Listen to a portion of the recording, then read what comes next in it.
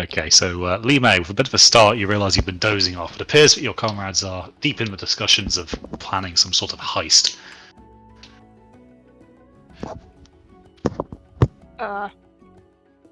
Do you want me to... Sorry, did I hear guard? You want me to be a guard? Did I get that right? I think you'd probably pull it off quite well. Okay. Yeah, that makes sense. When you suggested yourself, I was kind of Yeah. thinking myself. No, wow, okay. No, all cool, yeah. What do I need to do again? Well, let me reread our notes. Okay, so point number 1, which was Erlang breaking in, we've scratched that. So that's a bad idea. Yes. Okay, so undercover guard, brackets, Lee May, question mark. Get into the SLS office, the senior leadership. What was the other S? Senior leadership? Is that what that stands for? I don't know. Sanctuary? Yeah. Senior leadership sanctuary office, squad office, saloon. Oh god, no! I hope it's not a saloon because Lee Mays is I going really to get hope blasted. so. Yeah. So sneak in, try and station yourself around the SLS office, then to see if you can overhear anyone talking about where they might have kept the key. Okay, so would you think it would be best if I went by the door then? Yeah, because there's the door to the lockbox room as well. Yeah, I so can it would see. look like you're just sort of stationed there, and then you can just try and listen in on things, maybe. Cool. Yeah. Because Right there. Yeah. That's what I was Crispy, could thinking. you pop a marker on the map so we know where we're stationing people, so we've got a visual? Right, a blue marker for Zara, yeah, because that's Don't know if I can change colours, but bear with me. I mean, you could just pop a L in a circle or something. We'll deal with Elias and Erlang later on. I like how you called it a L and not an L. Yeah. Yep. The brain is that's a semi-switched lowercase on L, today. Been a long day, not much sleep. Yeah. Lee May is Lee is her last name. It's just everyone just You know, calls her Lee May. for a second after you said that, Pascal, I thought, well, you could just do a Z for Zara, but then me and Chris will still have the same problem. Yeah. It's about as small as I can make it with it still being legible. Yeah, that's good enough. Yeah. Cheers. That's fine. What's his name? The fucking Malagash. Malagash, that's it, yeah. He's only got very large, thick marker pens. Well, he's got a very fine pen, but it's just a very, very tiny map. Actually, it's quite much trouble. Yeah. Yeah. Really heavy hand. What is this? Oh, session 16 as well. Yeah, start with that. That'll do. Right, so Malagash is going to need to be on the teller's office. Yes. Oh, so he's not come. Okay. I love how we're doing all the dirty work. Mm-hmm. Just as a note. Oh, we can leave the What choice do we have? betrayal aspect to it later. No. Yeah. Yeah, we haven't really talked how we're going to split. Well, man, he said sorry. He's got a specific job that he's there to do. He's got one thing in particular that he needs to find in the vault. We're just in it to fill our pockets, basically. Yeah. Uh-huh. Zwan is going to be in the record room, right? Hiding until he hears something. Yeah, disguised as an employee, a clerk. So, well, yeah, the idea was, well, you could be around the bank during the day, but if we're getting to the point where the bank is closing, then you could hide in the record room to try and sort of avoid being kicked out. And also, yeah, that was the point, because then if you're in the record room, you can see out into the corridor when we make our way into the actual vault area, and then you can come out and give us a lift if we need any stealthy shenanigans. And then Elias and Yinfu will try and get a meeting of some sort in the manager's office to say, like, we've started a new business, we need a loan, or we need something, insurance or something. I'm not sure. We'll have to figure that out. And Erlang will be hidden away in some small form in Pocket. in someone's pocket, satchel or something. Mm. And then when we get into the manager's office, I will try and this is where it'll come down to. I can try and hypnotic gaze or charm them into revealing where the key is, or we can just go full schizo and talk to them. That went so well last time. Yeah, but also not sure if, even if we do manage to get into the manager's office, they might have a guard in there with them, so it could potentially get complicated, in which case Erlang and Elias can use some sleep magic, maybe, to knock them out, as long as they're not elves. That's a good point, actually. When we were in there last time, what was the like the makeup of the guards? Were there all sorts of different races and things, or? Seems to be a bit of a mix. You'd probably say maybe about 60% were human, something like that, and a couple of dwarves. Maybe a half orc or two. You know, like the more burly, kind of martially inclined yeah races. Okay, right, we'll find out when we get in there, and who knows who the manager will be, because the actual manager who we've met is no longer around. So it'll be a fleet of fog. someone filling. Oh yeah, fucking hell. Wouldn't that Funny, be funny? yeah. Yeah, it'd be hilarious. Super funny. And then, Erlang's gonna make up some knockout potions of some sort for us to spread around in case we need to start like taking out guards and things as we go. Wide Eye's gonna hang around by the main entrance, and if shit goes down, he's just gonna hold the doors long enough for us to get out. Okay.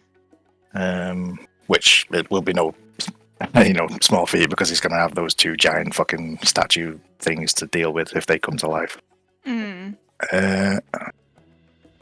But at least How if we big can hold that entrance long enough for us all to just sprint out and fucking run for it, then yeah, that's the best we can do. Like at most, I might be able to blow us an exit through the wall using with a use of fireball, but obviously that's going to be very loud and very. That's last resort. That is last resort. Because Malagash made us aware that the town or the city guard have like a contract with the bank, and if the bank's alarm sounds, the city guard will come legging it to the bank. So we'll have to be. Yeah, if we're at the point where the alarm sounds, no matter what we're in the middle of, everyone just gets out, and that's what we have to do, because we will not survive a standing fight. Yep. No. And then we'll meet up back at the Wandering Worm, was it? Mm-hmm. Yeah. Or actually, this safe house that we're at, that's probably a better option. Okay. And then we can just try and figure out how to get the fuck out of the city.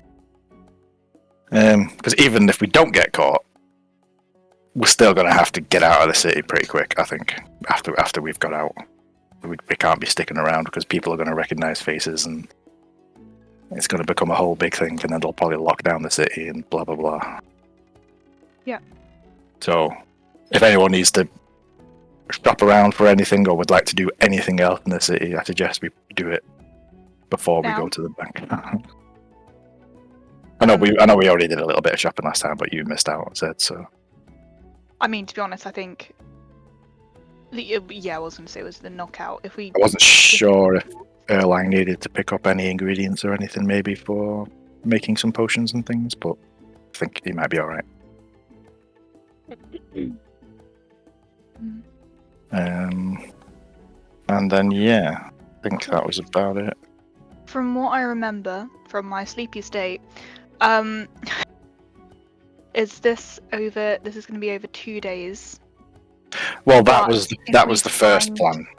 But if we find, but if we find where the key is, we kind of act. Well, the first plan was that on, like, say, day one, Erlang would sneak in through the manager's window, which is here on the outside.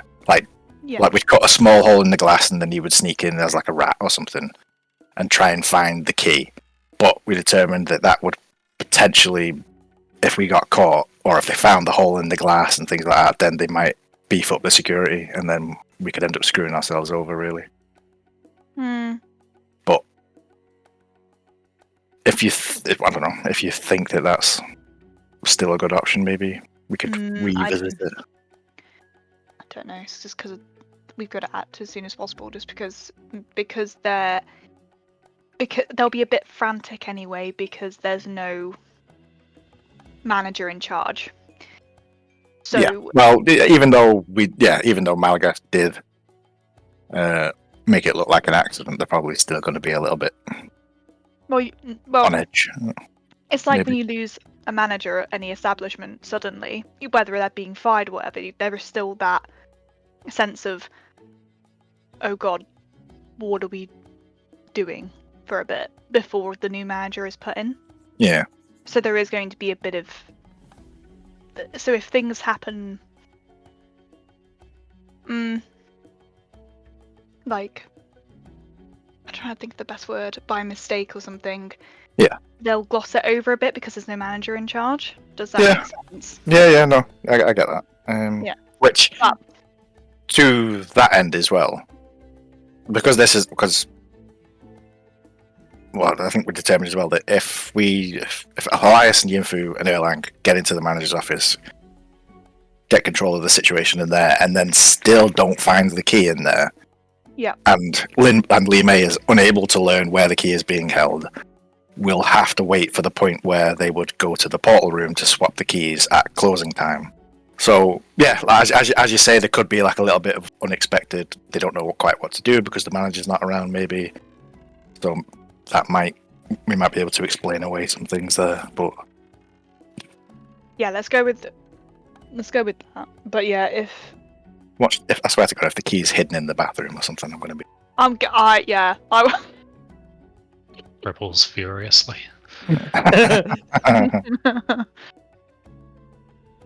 It was in the pipe, but then when we broke it, it got flushed away. No, it was in the other pipe. It was in the sink next to it. If I'd have broken that one, I'd have found it straight away. fuck's sake.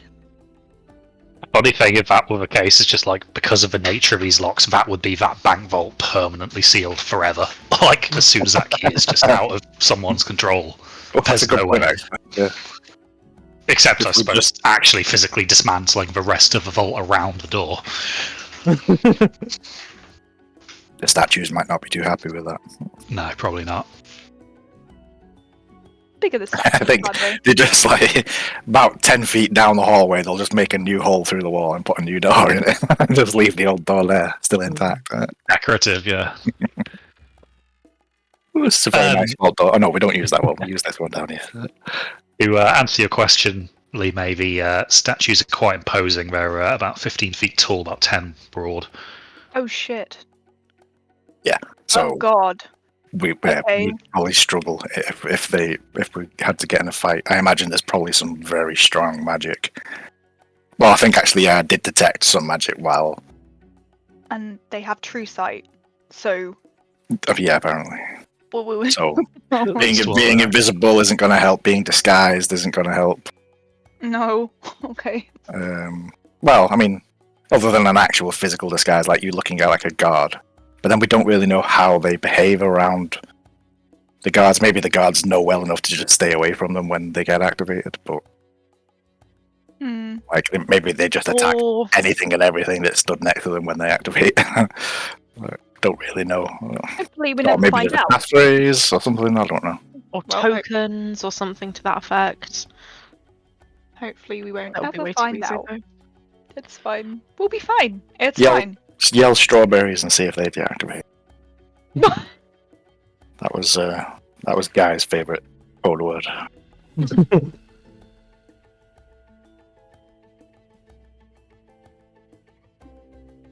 And then yeah, I think that's pretty much where we got to. So we know there's going to be 2 guards. So if we get to the point where the bank closes, there's 2 guards on the outside of the front door guarding it. There's 1 Night's Watchman who patrols the inside of the bank, and then there's a regular town patrol, town guard patrol that goes all the way around the outside of the bank. And I think they go during the day as well. So if it does get to the point where we get locked in, that's what we'll have to deal with. We'll still have to deal with those guards on the way out because the only way out is through the front door. Unless we make a new way out. Yep. Hmm. I really hope the vault doesn't have what the vault in Harry Potter has. And everything multiplies when you touch it. Yeah, I hope so too. And the monkey paw curls, so now instead of multiplying things, everything just starts disintegrating. Well, Or like the Hobbit, Fear the annihilation. Smaug just melting all the gold and it turns into a massive river of molten gold. oh Jesus Christ. Hmm. Anyway. I just realised I say Cool. anyway a lot. Anyway, Anyway, Anyway, Just you have to distance yourself from bad ideas in this party quite a lot. any other suggestions or any amendments to the plans that anyone would like to mention? Speak now or forever hold your There peace? is the opportunity to panic about our choices. Yeah. how about after? You can panic, Then- but I'll be there, just panicking quietly. okay, sure, yeah, that's You just More need to than- play the loving wife, reasonable. as usual. Apparently. Oh, yeah. Yinfu is going to look at Lee May, look at Elias, and like shrug. But we said no flashing anyone, unless unless instructed. But that worked so Like well to last say, time. Zed, you had the perfect opportunity to, instead of saying loving wife, she could have been the fawning wife, but you missed that one. Damn it! Oh dear. Okay. Oh yeah. We didn't really talk. What's the representative's office? Did we talk about that at all? I can't remember. No, you didn't. No. The one, you only mentioned the record room, which is just those shelves. The break room, which is self-explanatory. But no, I don't think that was mentioned. Yeah, we asked about the portal, but we didn't ask about the other side. No. Mhm. What does Malagash know about it? Well, that's usually where the more important deals get brokered. I imagine if you're going to be talking to somebody about a loan, it probably happened there. So we wouldn't get into the manager's office. Hmm. Unless we demanded to speak to the manager. If we make a big scene, maybe. Oh my god, be a Karen. Or we get kicked out. But Are those windows into the representative's office as well? They are, but like all others, they're barred. Yep. of course. Okay. What are the green dots? Panic buttons. Okay. Alarms. Do we know how the panic buttons are actually operated? We could just turn them off. Somehow. Gonna guess magic. Seeing it's as not- we're in a world with no electricity yet, And lots of magic. and lots of magic. Oh, of course. Okay. Well, actually, you bring up a good point. Do we have dispel magic yet, or are we not high enough level for that? let me check. This is when I really wish I was a warlock. I really Mm. think... I've had the same thought a few times. I do. Oh, You do? nice. Okay. Oh, but it is third level. So I get twice. Eesh. Right. So we could potentially deactivate a panic button Mhm. with a use of well, I get it. With Provided that they're assuming, magical. yeah, and also if it's of a higher level, do you have to do a roll off if it's a higher level? Yeah, so if it- Yeah, so depending on what level it is, it requires a progressively harder roll. So, Right. so third or level, 10 plus third or whatever. lower is guaranteed. Fourth or higher is harder and harder and harder. The DC equals 10 plus the spell level. Okay, yeah. Yeah. So assuming the rest of this bank is protected by pretty high level magic, the panic buttons probably are as well, if we just go by that assumption. So maybe it's not such a good idea. But as you said, you only get 2 uses of it, so there's still Yeah. so many other buttons that could be pressed. It's also covering the same spell slot as things like Revivify. Right, yes, very good I've not point. needed yet, but I'm generally trying to keep a spell slot available for it if definitely. possible. Definitely. So I'm no longer going in the portal room, am I? Because I know at one point of our plan, the idea was let me sneak into the portal room and grab them as they were going through. But it sounds like they would be very immediately tipped off that something was wrong and then come back through the portal with just me in there. Am I correct with that? Yeah, so the manager from each bank Yeah. walks through the portal with their key, hands it to the manager of the current bank, and then the current bank manager hands back their key, or goes through a different portal to a different bank. Wasn't really sure, probably.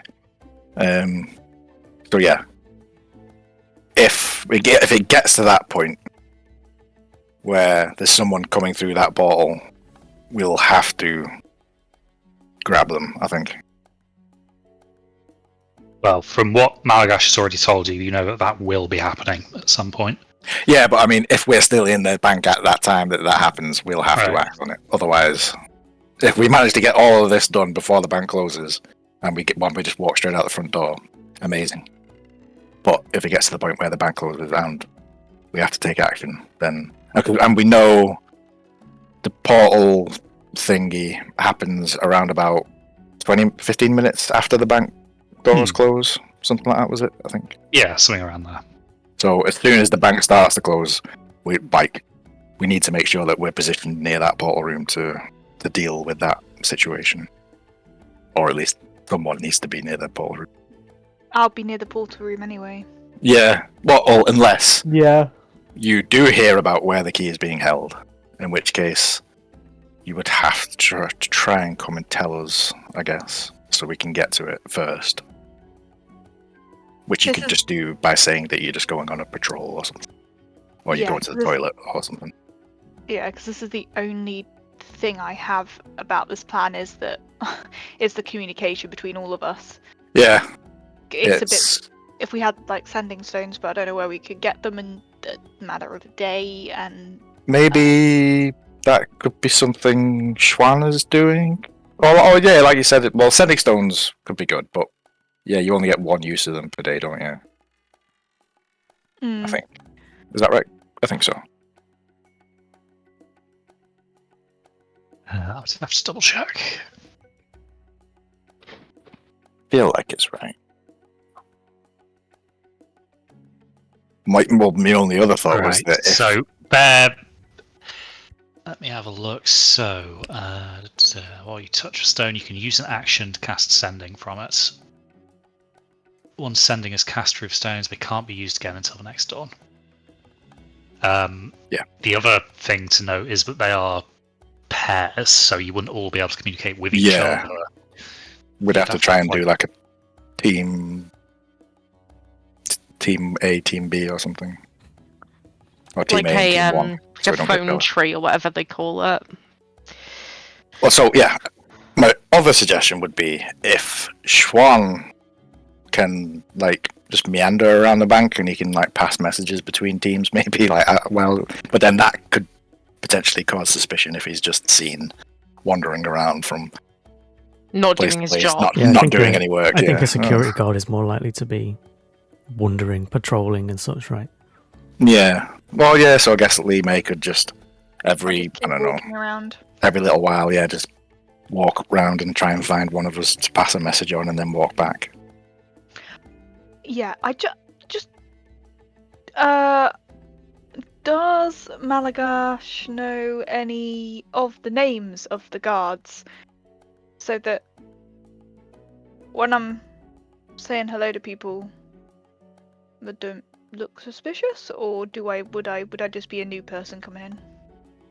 Good question. Out of character, it would probably look more suspicious if you didn't know guards and started calling them by their name.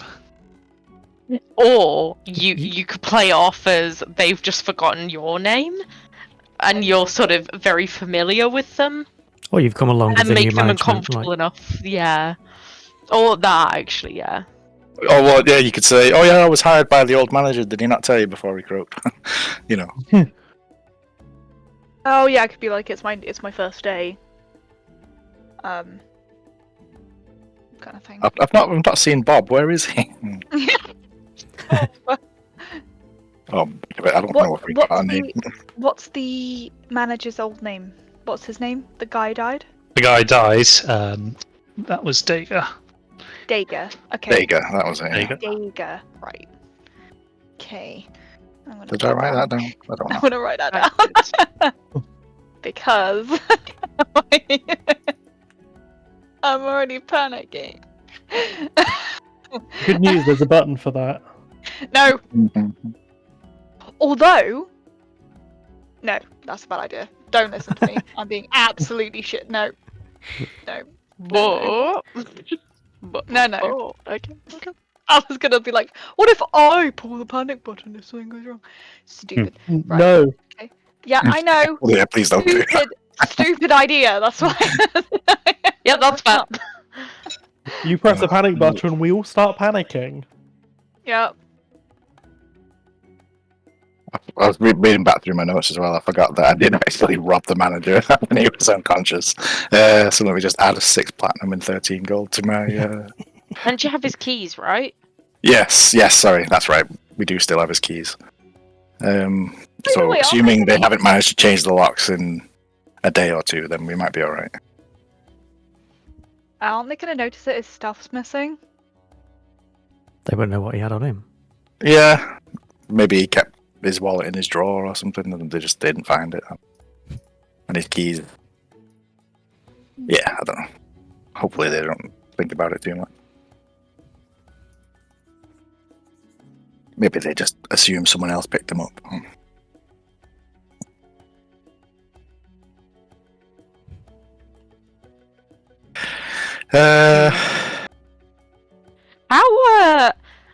How developed is their autopsying situation in this universe, Crispy?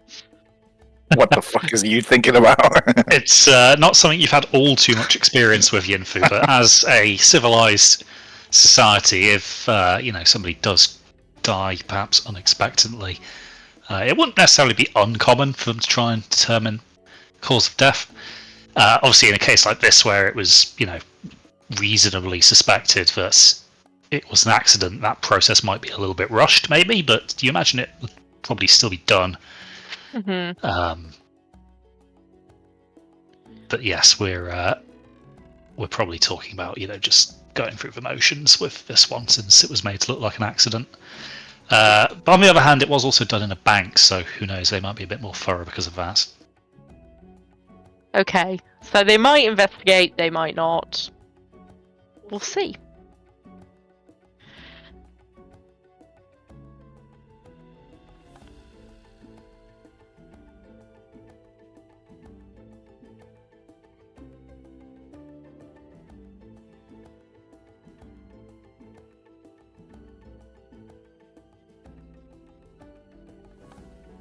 Okay, so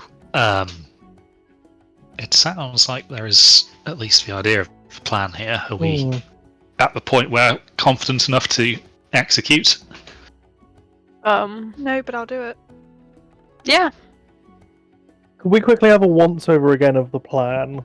Just so I can make sure it's all noted down correctly in my notes. Yeah, 2 seconds. I'm just writing some notes myself. Yeah, of course. Also, as a final, quick once over check to make sure that we've not completely forgotten someone exists or something. Yeah. Okay, so stage 1, we all go into the bank. Yep. So actually, we should probably do that. We should probably break that up a little bit so we don't all just wander in at the same time. Assuming, obviously, Li Mei and Xuan and Malagash will have to be there at opening time because they are working there. So you'll have to go ahead of everyone else. And then we leave it a little while until the shift is in action, and then the rest of us go in, maybe. We'll make our way to Malagash's Hella booth, where we'll request a meeting, and Malagash will hopefully go and get us the manager, if possible.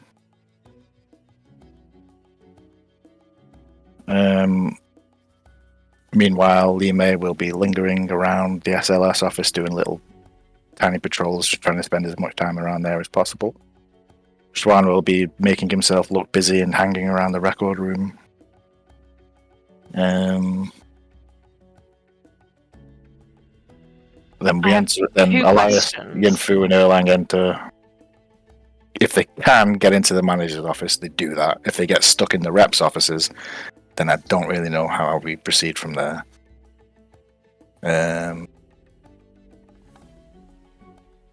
Two questions. How are we getting Wide-Eye in?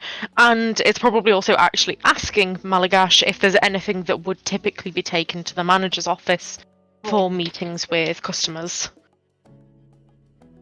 As in things that the manager would take to his office. Yeah.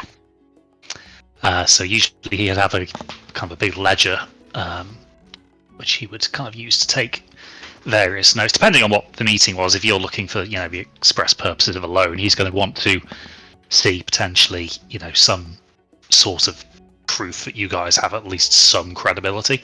Mm-hmm. He's going to want to have, at least the idea of what your new business may entail to see if that's something that the bank might want to invest in. Anything like that to kind of, flesh out the legitimacy of why you're there. Okay.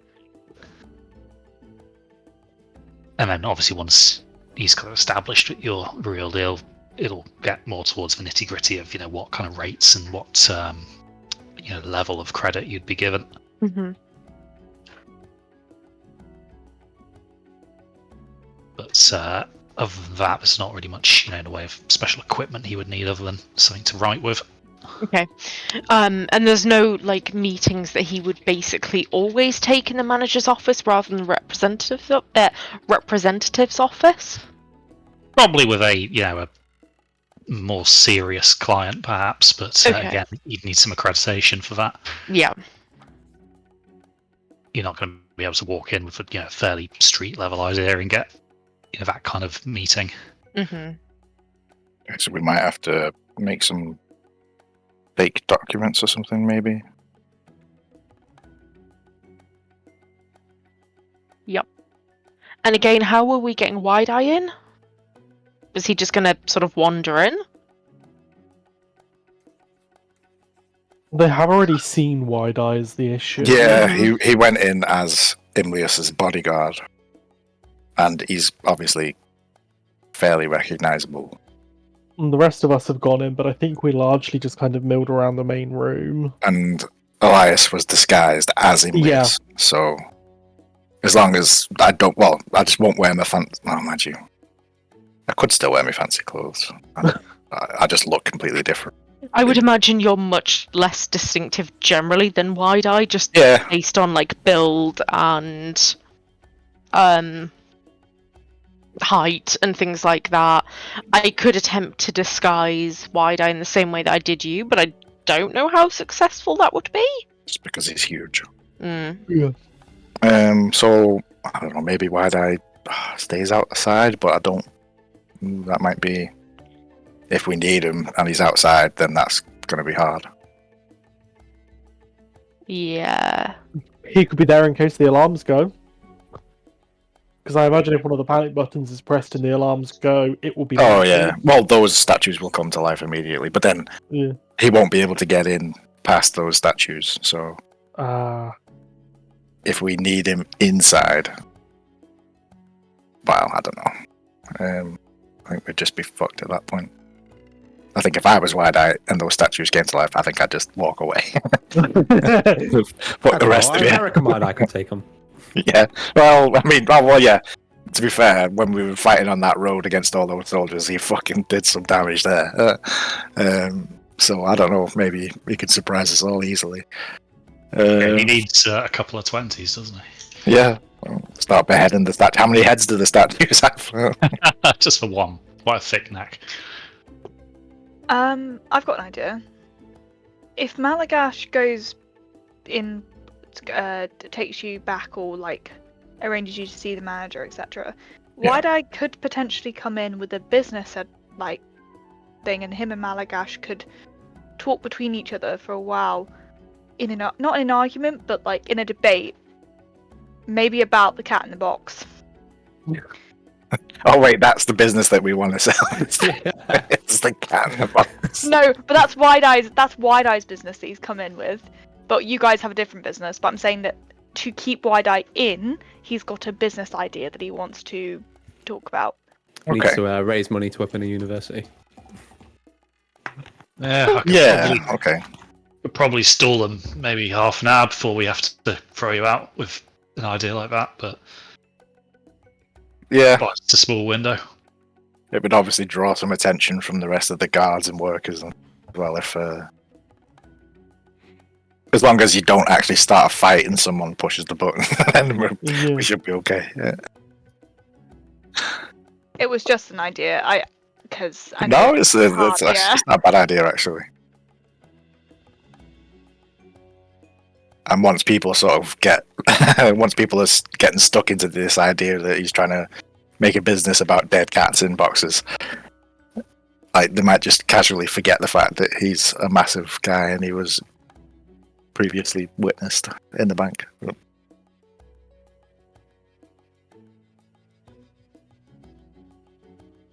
Yeah, that could work. Well, you can't discriminate because there's big guys all the time. Yeah. The guys own their own and businesses. Exactly, and if someone says, "Oh, you're that guy from earlier," be like, "Don't discriminate." No, I wasn't. See, discrimination law. Big guys aren't all the same, you know. Exactly. Liking the idea that he's just trying to pass himself off as like a Goliath now, and it's just like calling them all racist. And Big guy, I'm a dwarf, mate. What are you talking about? I could give him some light disguise, just so it isn't like overt that he's also the same dude. Same dude. You could trim his beard.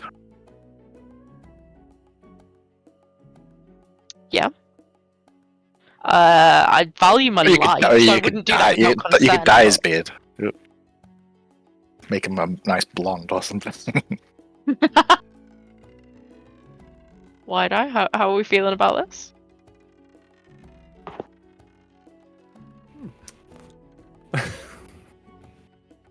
Or we could get him to wear a shirt. That might be true. Yeah. He just normally walks around bare-chested. It's just like, has anyone got a set of glasses? Monocle might suit you better. Oh, perfect! And he comes in with his bloody cannon. Dead cat. No. Dead cat in the box. No. That's the whole point. No, it's a dead cat. Yeah, but we talked about it. Yeah, but think, but when it's we a- first got the box, you guys spent loads of time on it. That time could buy us a lot of us time with everybody else distracted. Just as a note. Well, not everyone is as stupid as we are, but yeah, you might be right. That's not true. I'll point out is like, by the way, if it comes down to one of you or the box, I will be taking the box. Fighting with the axe with one hand because he's holding the other hand is holding the box.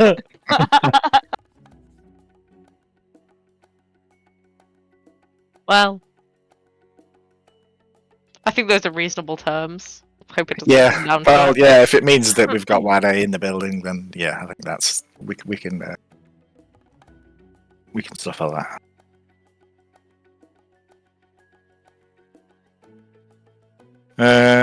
Yeah, okay. I think that's maybe as good as we're going to get it without sitting there for another hour just thinking about every minor detail. Potential eventuality. It's going to... Because we could. We Like, really yeah. could. The plan's going to go out the window within like 2 minutes of us stepping into the place, so what does it matter anyway? I mean, you say that, but yeah, it's probably just yeah. Yeah. We'll see. We're not. And I suppose the other thing is if we do get into the vault, whoever manages to get into the vault, whether it's whoever at all, just fill your pockets as much as you can. Yeah, is the point, and just get out. Don't spend too much time trying to get something really massive and stupidly expensive. Just fill your pockets with whatever is smallest and easiest to fit in your pockets. Malagash, did you have something you wanted us to look out for, just in case we can't get you in as well? He narrows his eyes a little bit. Don't you worry, I'll make sure that I get myself there. I know what I'm looking for. Okay. Really But does what not if want to we- give any detail. Unknowingly take it and don't know that you're after it. Well, as I said, I'll be at the vault, so that won't happen.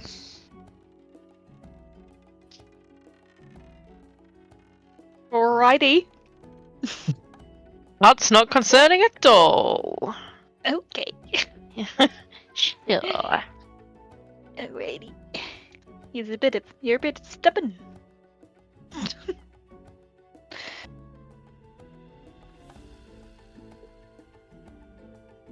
Yeah. Okay.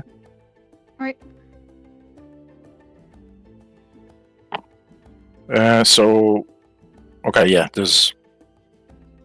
Well, I guess it's getting on to well into the night now, probably with us just stood away doing all this planning. So, are we going to leave it another day, or are we going to do it tomorrow? We're probably going to have to wait till morning, right? Well, yeah, till the bank opens, obviously. Yeah. Because. Yeah.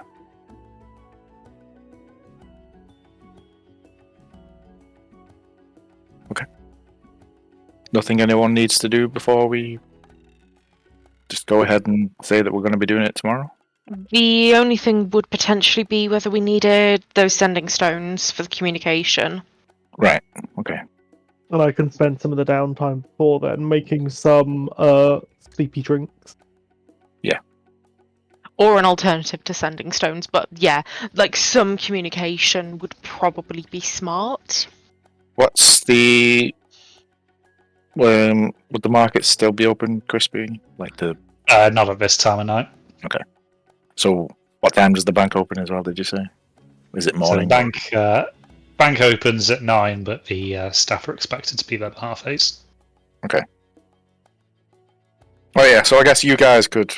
the undercovers could go in, and while they're getting set up for the day, the rest of us could very quickly run down to the market and try and find some sending stones.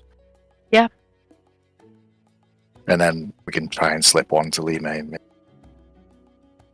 so she can let someone know when she's heard anything. Mm. And Yeah. something for Malagash as well would probably be smart. Yeah. We could hand something over the counter when I stood at the teller window. Mm-hmm. Yeah, okay. Right, we'll do that then. So, Erlang's going to spend some time making some potions. But how do your potions work? I can Usually either you make, drink them. I can either make some that you imbibe, or I could try and make some more contact or inhalant ones. Getting someone to drink something is going to be hard. Yeah, I'll see if I can make some more inhalant. Probably be easier ones just to then. physically punch someone until they Yeah. fall unconscious than actually forcing them to drink something.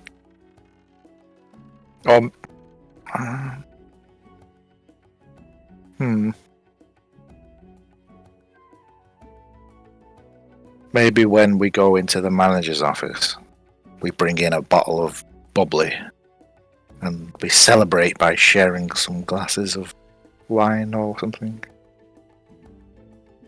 But then that would require probably some sleight of hand type shit, and then we could easily fuck that up. So that's only a couple of bad rolls away from Yeah, I mean, yeah. If I fuck up like hypnotic gaze and charm, like I did on the manager, well, I didn't fuck it up. The manager just rolled really fucking well, but If it goes badly. yeah, yeah, things could. Oh, have you got anything that would give like a negative to a wisdom save? Is there what kind of is there some kind of magics we could do? There's a that might spell. Is it called Bane? hex? Oh, Hex and Bane, yeah, I think both of those. Because I there's don't like have there's two. either. But Yeah, it's first level Bane.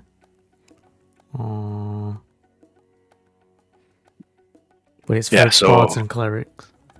hex. You choose one ability, and the target has disadvantage on ability checks, so it's not saves. So that wouldn't help. Bane would work. We do have a bard.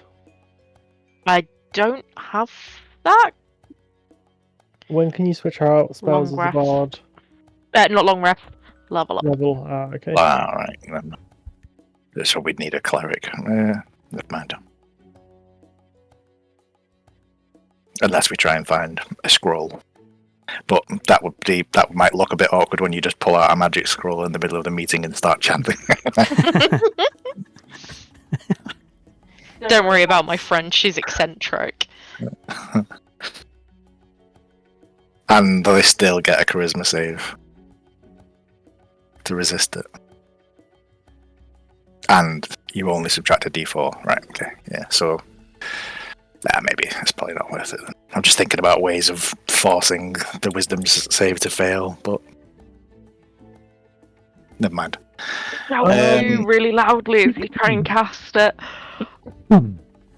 If people are going shopping tomorrow, if I mix some inhalant sleepy drafts overnight, if the people going shopping could get like, I don't know, like some perfume bottles, like a spray top, if that's something that exists. See, that's our business. We're making perfume. Yeah. And we want to test it on the manager. Here, smell this. Psst, psst, psst, in Yeah. his face, like. Nah, it's all coming together. Okay, yeah, let's do that. We're going to open a perfumery. Mhm. And we're going to call it Eau de Goat. I Another name. feel like that is not the best selling point. We can come back to the name later. You need to think of it before Yeah, you go in. remember, it's a Chinese setting, not a Middle Eastern one. Two the language rice paddy. fragrances. Who likes fragrances? Two Lankay's fragrances. Oh, right, yeah.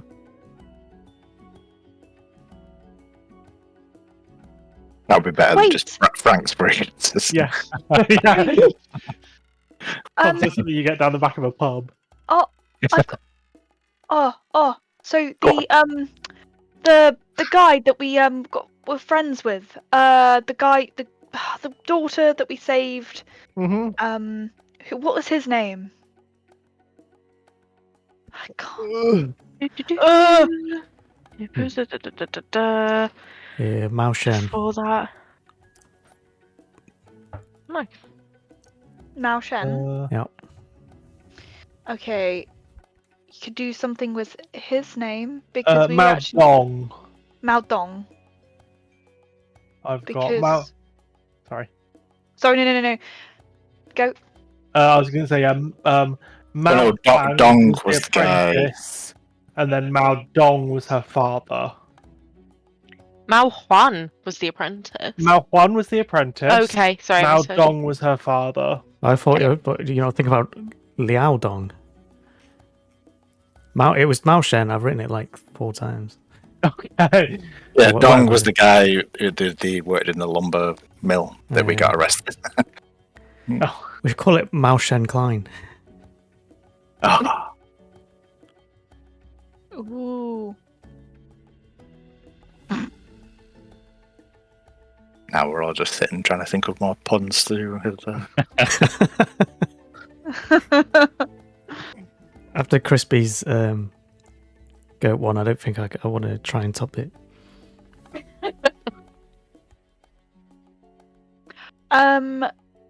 The mansion that we went in had a lot of cedar wood, like cedar wood. How do you say it? Correct. You could say something along the lines of, "Oh, it's our new line. It smells just like cedar wood, and so it screams." Jean-Paul Gaultier. For fuck's sake! Sorry, carry on. I'm stuck on the goat bit. I'm sorry. No. So yeah, you could do like say the word parfum or whatever. Because then of course it screams of wealth and everything, and that they're only grown south of the realm. So maybe you guys have come from the south with this idea, maybe.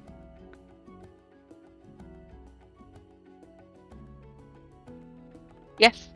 Yes. Yeah. Yes. Yes. Yes. Yes. Yes.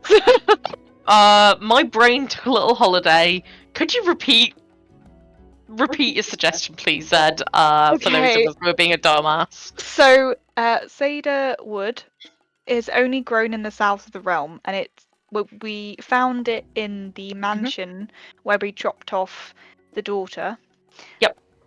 And the doors that we went through are made of it, and I remember history of it being, it just screams of wealth, and the wood is only grown in the south of the realm, and there's only like a small gathering of it. So having perfume or something that's, a bit more masculine might be actually a good selling point. Yeah, and it's very expensive, which And it's very expensive. which was an important enough point to me for me to make a note of. Okay, cool. If people are on board with that. But I just thought, okay, is there something that may be different that they may actually listen to? Yeah. Yes. Personally, I think it's an actual good idea for perfume in this realm, but whatever. Well, Oh, with don't our winnings from robbing this place, we'll maybe keep that in mind. Mm-hmm. Yeah. Cool. No goat. No goat. Yeah? No goat. No I goat. mean, Goatless.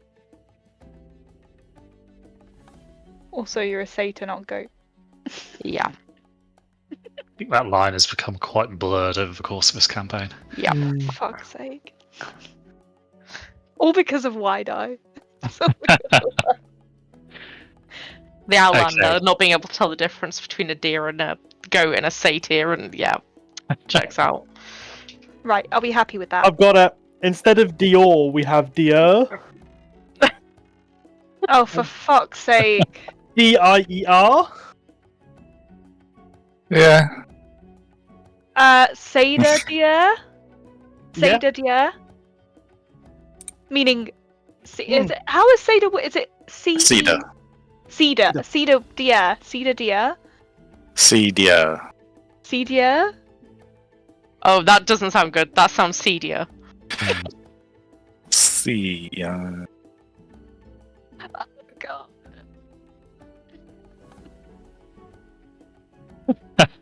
Right, okay, I think we might be getting Yeah. a little bit much on this name. So, Yeah. with that now in place, obviously the bank will open, and whoever is going to be there as, or disguised as staff, will need to be there 8:30.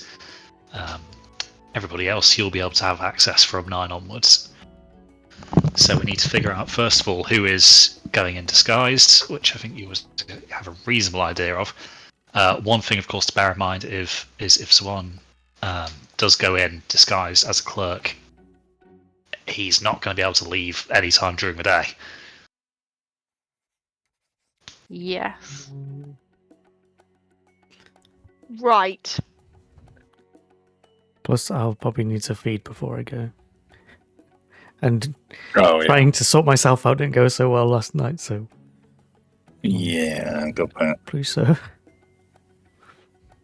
I'd completely forgotten that he was a vampire. I was just thinking he couldn't leave during the day because he's on shift. No. You. So if we need to run Working outside, 9 to Yeah. 5.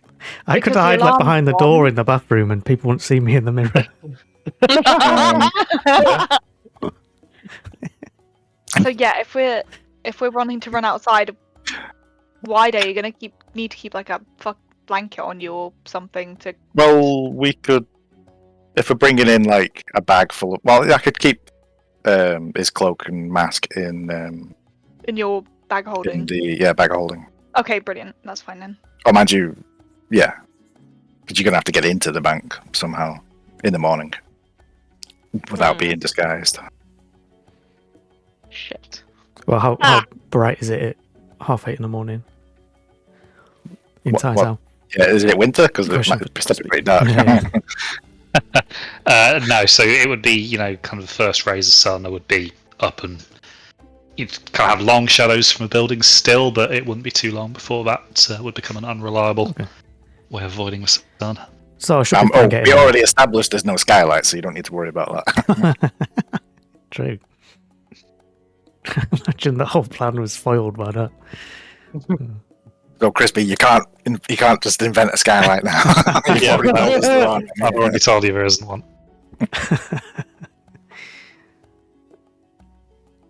Yeah, so I should be fine getting in the morning. Yeah. Okay. But we're probably going to need to keep you there until closing. Or be very prepared to throw a lot of secure clothing on you. I do have the tiny hut as well. If Oh, yeah. yeah. Nice. Throw that up in the manager's office.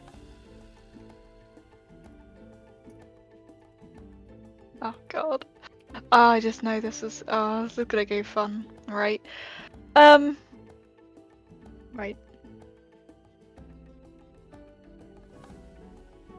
Okay.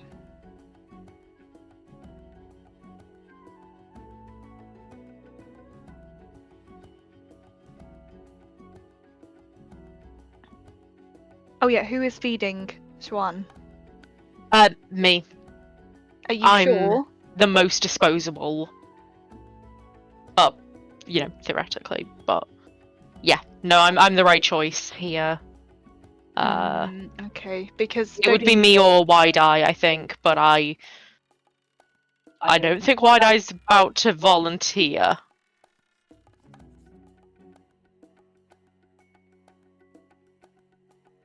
Yeah, silence is golden. Yep. And I would, but I think I need to be on my best form. Yeah, I mean, if Wide Eye needs to keep that door open. Uh-huh. Yeah. Okay, yep. And this time we were going to use a receptacle rather than direct. Yes. Yeah, I think we did last time, so we probably got the same. Whatever we used. Designated little sippy cup that probably isn't silver. Just take it into work with me and sip it throughout the day. Oh my I god, imagine no. it would have congealed by some point. But Oh, ew. that's a very good point, actually. Would vampires be able to kind of take black pudding as trail mix for the day? Hmm. I don't think. Has that ever been established? Well, Did think black about pudding that. exist in Song Dynasty China? You know what, Crispy? It's your world. You can make it a thing if you want. It's like the equivalent of beef jerky for a human. Just black pudding. Oh.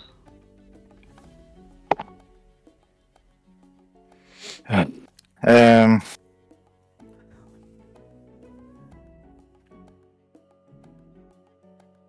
Yeah. Okay.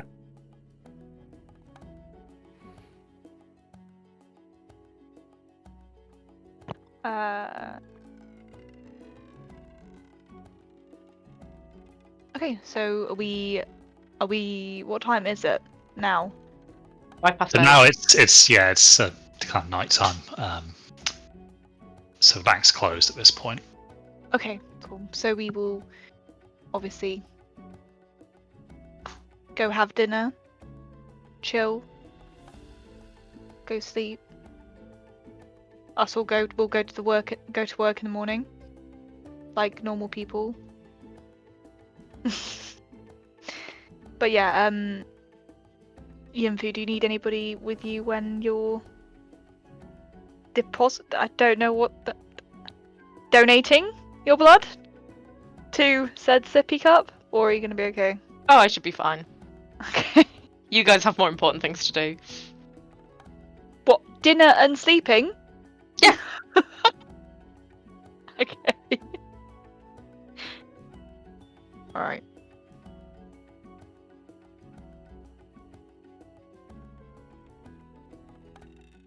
Okay, so in that case, whilst you guys are kind of getting fed, Ian, for you, kind of draw a bit of blood into that cup as well, which means I'm going to need you to make a Constitution saving throw, please. Yep.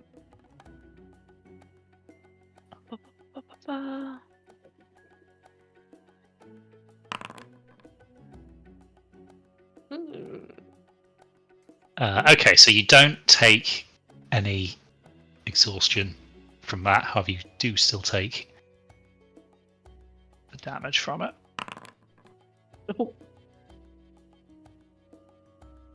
So 9 damage as you drain yourself, but obviously stem are bleeding.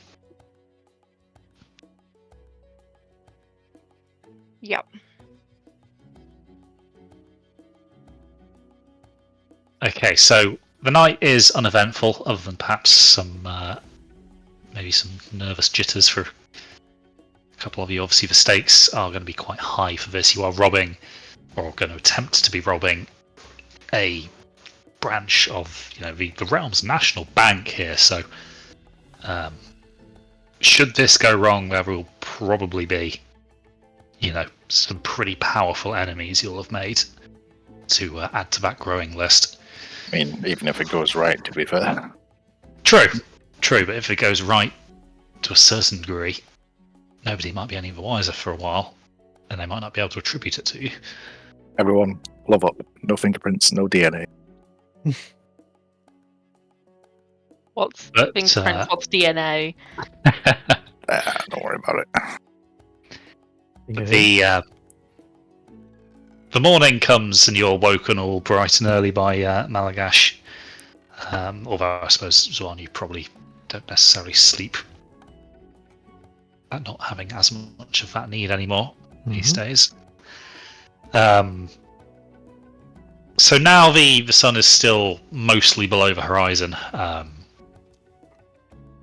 So you guys kind of don your relevant uniforms.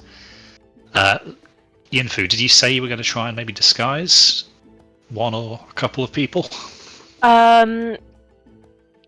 You know what? Like, some disguise on most people would probably be smart. Wide-Eye getting the heaviest disguise, but anyone who's going into work, they're getting, other than Malagash, because obviously, like, him being recognised is preferable, but Li Mei and Xuan getting some disguise, I think, is probably smart. Okay, so that takes you about half an hour to do.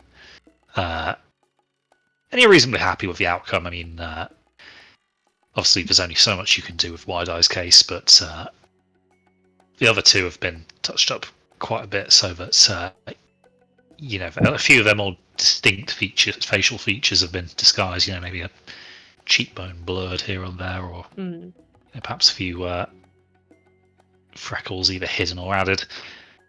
But by the time you guys are ready to head out, Malagash kind of nods and leads the way back towards the bank. So at this time of day, the city is starting to come alive. Quite a few businesses are already open. You get the very strong smell of bread, as clearly the bakeries have been going for quite a while at this point. But the markets themselves are still pretty quiet. There's not many stalls actually running at this point. A few merchants are there kind of getting a few things ready, laying out wares, but nobody's out really doing any shopping at this point, so it doesn't take you all too long to get to the bank. And as you arrive, you get there a little after 8:30, so the doors are already open. So you guys are able to kind of walk through these doors past the imposing pair of guardian statues. So Malagash kind of leads you in and kind of gestures for you to follow. And you can see that there's seems to be a bit of a team meeting happening in the front hall.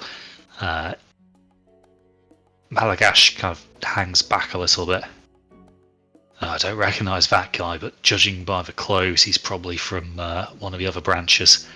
I'd probably treat him with respect. I imagine he's probably some sort of big cheese around here.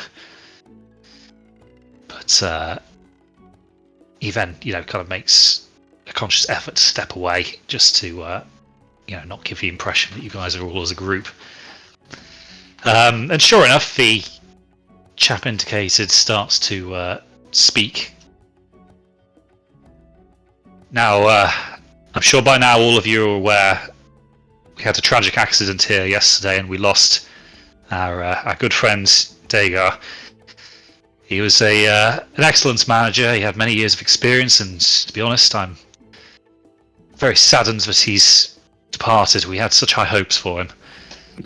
But businesses must go on, and as such, we need a plan of continuity. So I would like to announce with immediate effect that Levia here is going to be taking over as manager of the branch. He gestures to his side, and a very large Goliath woman steps forward, dressed very smartly. Not quite a suit, of course, because this is still that kind of Eastern culture. But the kind of dress she's wearing is immaculate silk, a very kind of vibrant light green colour with a kind of a pattern of flowers on it. It's a surprisingly dainty costume for a Goliath of that size, but you can see she's clearly quite switched on. She's giving all the right kind of social cues. She nods. Yes, I'd like to thank you, Lazakan. It's my honour to step forth and manage this on behalf of the company. She kind of casts an eye over the gathered crowd, seeing obviously what must be for her all new faces, which should hopefully help you guys blend in a little bit more. Now, I'll be running a review of the branch and its business for probably the next couple of days. Whilst that's going on, I'd like for everybody to go about your duties as you have been for the last week or so, until we can get everything, under my new management. There are going to be a few changes, most likely, but we'll address those as and when they come up. But for now, it'll be business as usual. Does anybody have any questions? She casts an eye over the gathered employees, and whether either it's one of those jobs where people just don't care, or people are just intimidated by her, nobody dares to raise a hand. No? Very good. Anyway, we open in 10 minutes. Everybody get to work. So, you guys are left with the rest of the employees. Kind of there's a few murmurs going around. People are obviously discussing what they think the new boss is going to be like. But her and the chap who introduced her are already walking away. They seem to be heading off towards the left of the atrium, towards the senior leadership office. Right, she seems like she might be trouble. Probably going to be poking her nose into things, but we'll just have to deal with that. But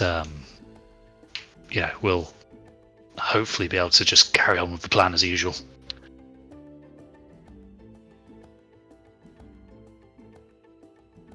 Right, so meanwhile, for the group of you who aren't dressed as employees, the city is starting to come alive a little bit more, which is quite good for you guys because it makes it much easier to kind of mill around outside the bank without drawing all too much attention. Obviously now being able to cast an eye over a market stall here and there just to blend in a little bit.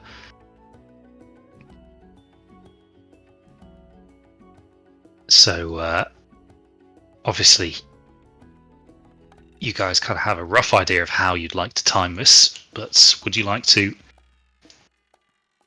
kind of wait a little bit longer? Are you going to come in early and try to do this? We still had to nip down to the market and try and get some of course, yes. That was what you were going to do. perfume and some sending stones.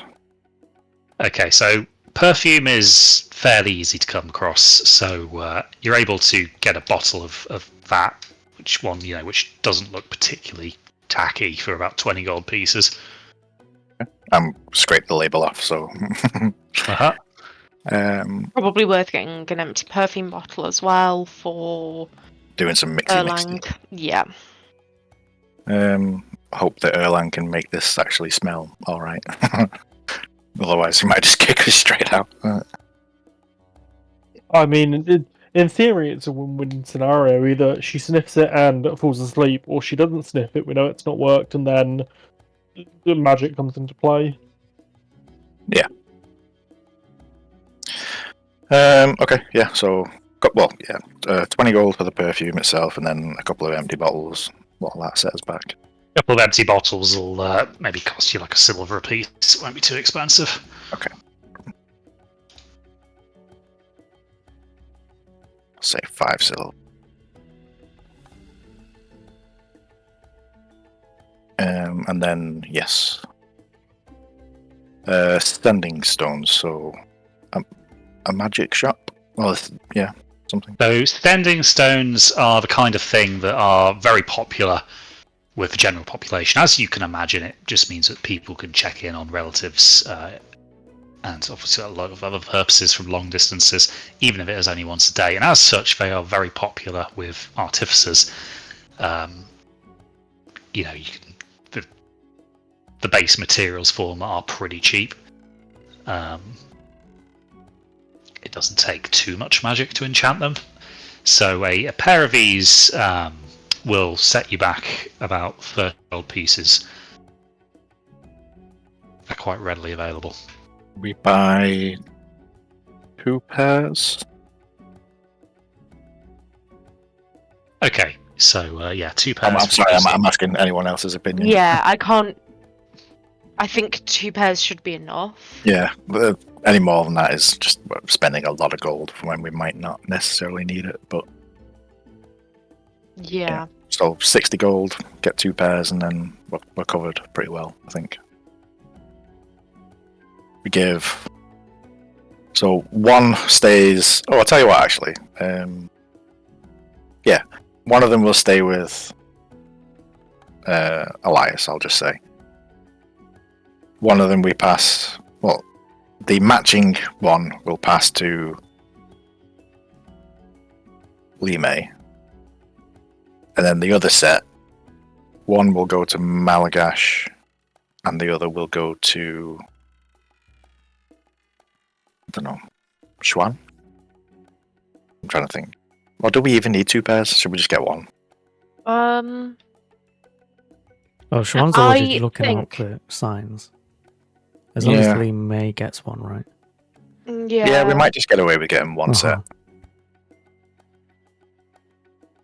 Would we otherwise we'll have to rather buy think the about, extra like- set and not use it, and then it's there for the future?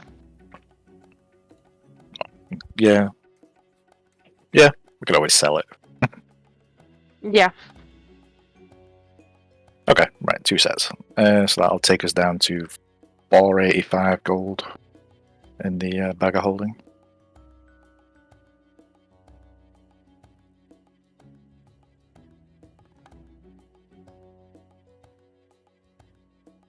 Two sets of sending stone. Right, yeah, so one between Elias and Lee May, and then another one just for the sake of handing it out. Or we could give one. I was gonna say give one to Wide Eye in case we need to tell him to make a big scene to distract people. I don't know.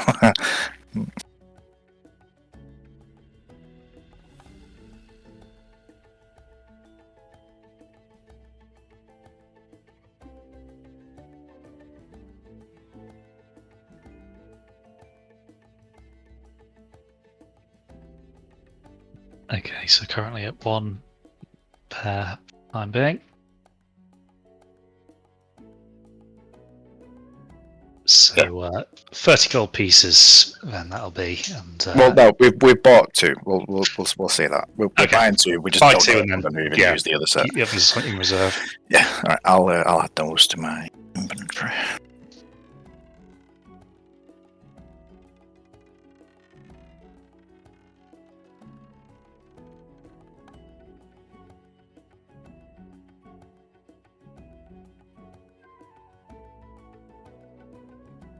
Okay, so by the time you guys have sourced the perfume and ascending stones, it's probably been maybe about 20-30 minutes. So the bank's open, and yeah, cities start to get a lot more animated. Have I had time to craft the sleep draft yet? Or did I do that overnight? Well, I thought that would have been done overnight. You might be able to now just decant it into those bottles. Yeah. Yeah, we'll have to do that pretty quick. Just sprinkle in some nice smelling herbs or something. I don't know. I don't know how you make perfume.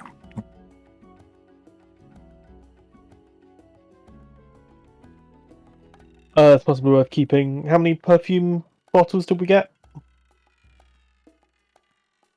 Couple. Yeah, if we have one dosed and one not dosed. Oh yeah. That might be a good idea. Just like Because that way, if like the clerk at the entrance is like, "Oh, what does it smell like?" we can give them a smell and be like, "Yeah, this is what it's Yeah. like." So Without the clerk we immediately just falling asleep. we've poured the main perfume bottle into 2 smaller bottles, one of which is dosed, and let's say we tie a little red ribbon around the one that's dosed, so we know. So we know Red that ribbon is one. dosed. Yup.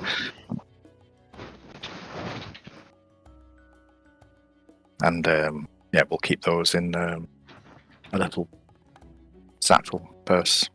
I don't know. Think.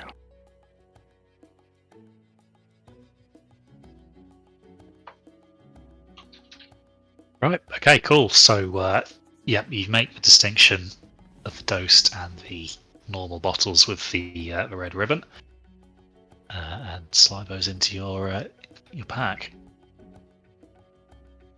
Okay.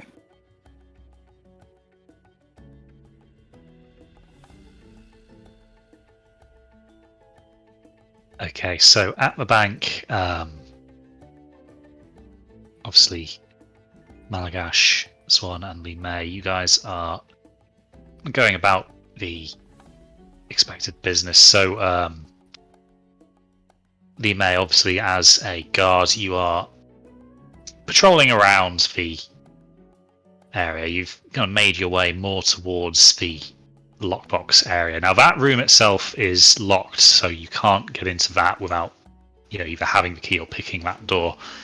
But you're able to station yourself outside the senior leadership office, and you can kind of hear voices inside. Clearly, this Levia and Lazakan are busy talking, presumably about the operation of the bank, seeing as she's now taking over. Malagash has gone to his little counter at the window and is starting to, go through the process of unlocking the various safe boxes and getting some loose cash ready for presumably all the people who will be coming into the bank asking for it. Zwan, it seems that you're kind of left to your own devices.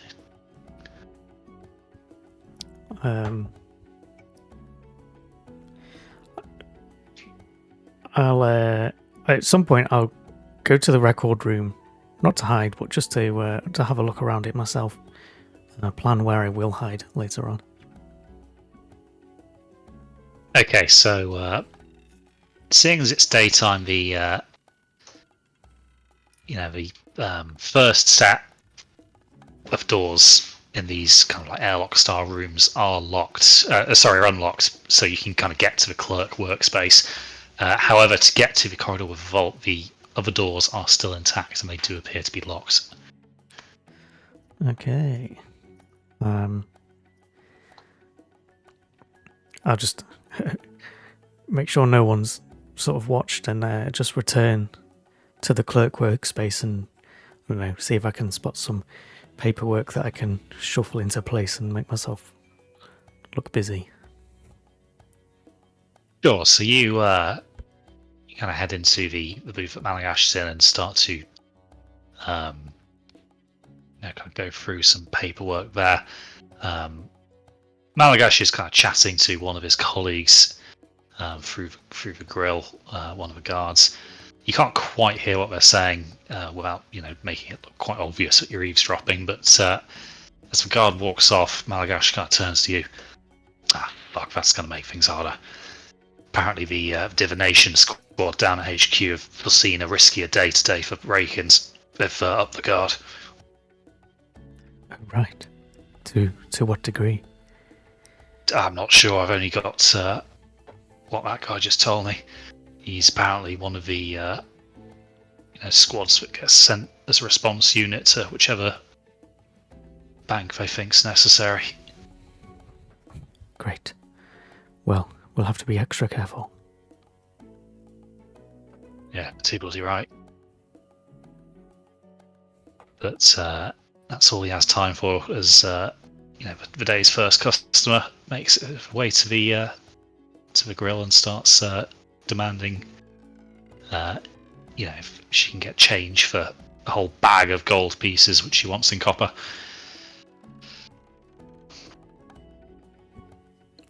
If I look over roughly how much gold, like, I don't know, if I guessed to the nearest 10 or something, how much gold has she plonked down? It's looking like she's plonked down, maybe about 60, 70 gold. Malagash is probably going to be counting for a little while. Would you like some assistance counting, sir? He turns at you as his eyes just kind of say thank you to you. Yes, I think that's probably going to be an order. No, don't worry. We'll get this sorted for you. Don't just bear with me. He kind of opens a chest and starts counting out some copper, and kind of like as a bit of an aside to you, you'll have to just get used to gritting your teeth and bearing it. Tell you what, customer service roles are bloody thankless tasks. I'm glad I don't do this every day. I'm hoping that after tonight we won't have to. Okay, so your time is occupied by that. Now, Lee May, you obviously are poised to potentially overhear, but that would maybe involve pressing an ear to the door, which obviously, if you are spotted doing, might raise a few questions.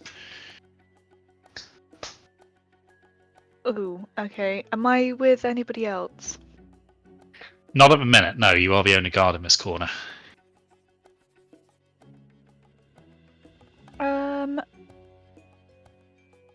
I'm gonna pretend to tie my shoe and press my ear against the door while tying my shoe. Okay. So you kind of rest the pole arm that is kind of part of a uniform against the wall and lean down, starting to do the laces. I imagine in this case it'd probably be like the laces on the back of a greave or something. Yeah. But you press your ear to the door and the voices become a little bit clearer. You overhear them talking about what appears to be a large transfer of, kind of gold bullion. It seems that they're expecting a kind of big order to come in, and as such, they're going to need that physically in the vault to give to the client. But that's kind of all you catch before you hear the sound of footsteps approaching from down the corridor. I pretend to finish off my lace and then stand up. Okay, so you stand up just in time as another guard rounds the bend. They approach, giving you a nod, and then they, kind of position themselves on the other side of the door of the lockbox room. I don't recognise you. You knew. Yeah, Manager Dagan actually hired me the other day, and well, it's kind of a shock when I came into work today. Well, yeah, that's a bad way to go. Knocking your noggin in on the bathroom counter. I mean, it's just embarrassing, isn't it? It is embarrassing. I was just thinking, I hope he was decent because that would be my worst nightmare if I. Oh no. You know what I mean. Yeah, well, I mean, we're all just so surprised, thought the bloke was quite nimble. He did amateur acrobatics in his free time. We used to come in and watch him juggle every now and again, so for him to slip and fall, it's a bit ironic, isn't it? Yeah, maybe he was ill or something. Anyone can get a disease. So, maybe? The guard kind of shrugs and nods. Anyway, probably not best to dwell on it. No. Sad though. Anyway. So, he kind of leans against the wall and suggests that he's probably going to be here for a little while longer until, perhaps another guard comes around and they switch. You imagine that as, obviously that this door holds the lockboxes behind it and isn't quite as well built as the vault itself. If perhaps a group of maybe less ambitious criminals were to attempt a heist, this would be probably their target. So you would imagine this is probably going to remain guarded most of the day. Mm. Okay. Okay, so everybody else, are you entering the bank now? If you decide to leave it a little while later, what are the thoughts? I think we just start entering the bank. Before we go in, is it worth me wild shaping now? Yeah, I did think about that actually. Yeah. If we go into an alley on the way there or something, and Yeah, a minute or probably. so around the corner. Because I'm trying to think if we even need to, but maybe. Because you would be unexpected, at least, if you jumped out and went, surprise. You might catch them off guard long enough for us to try and do something. I don't know. Or if we get kicked out, you could stay behind in rat form or something and sneak away. I don't know. Mm. Or even if, oh, that's another thing actually. Is if we get no, okay, I don't know. We'll figure it out. But yeah, I think you being in wild shape would probably be a good idea. Okay, in that case, a minute or so away from the bank in an alleyway or something, I will wild shape and I will turn myself into a lizard, like a little gecko. Nice. Oh shit! I didn't even think I could have prepared Lynn to be like something as well to crawl around inside the bank. Oh shit! Never mind. Oh, mind you, I suppose she can keep flying around the outside and keep tabs on the guard patrols and things while we're in. Yeah, I'll say that's what she's doing.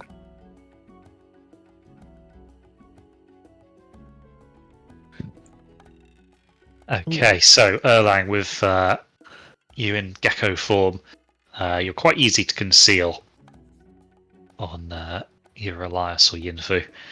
Just in a pocket or something.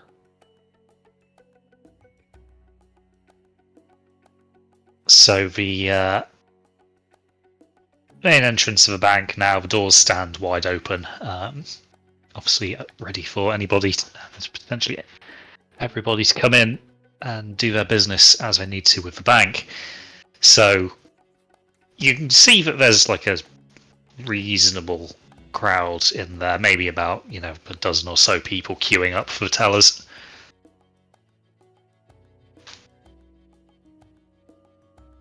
Well, see if we can spot which teller booth Malagash is in, and then we'll try and get into that line. Okay, so you can see Malagash is in the far right of the tellers booths, currently engaged in a discussion with a kind of an angry old woman about a particular pile of copper. You can't necessarily hear because there's kind of a murmur of just people talking going on, but Malagash looks particularly exasperated, and the woman seems quite heated. So could be a number of different things.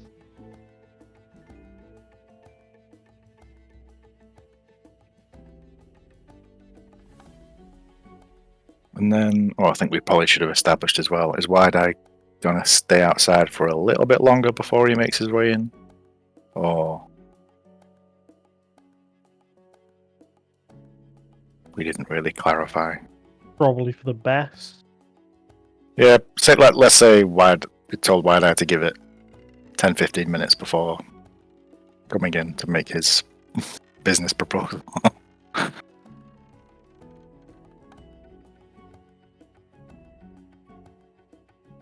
Okay, so eventually this queue starts to die down. However, it seems that the woman at Malagash's booth isn't really wrapping anything up.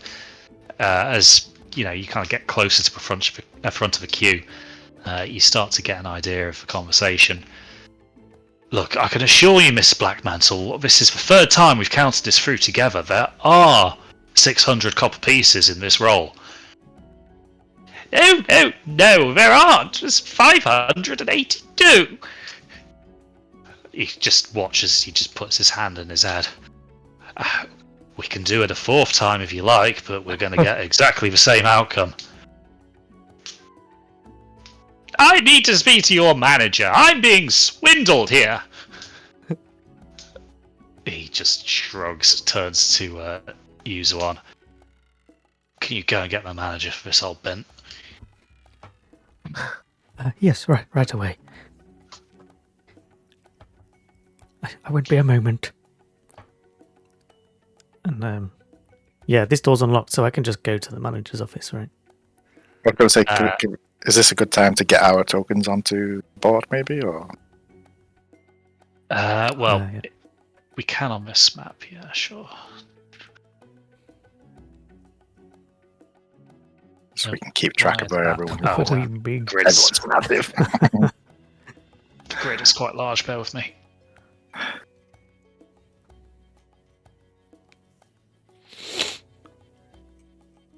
Ew. There you go, something like that. Oh, let's put Epicos down, won't be needing him.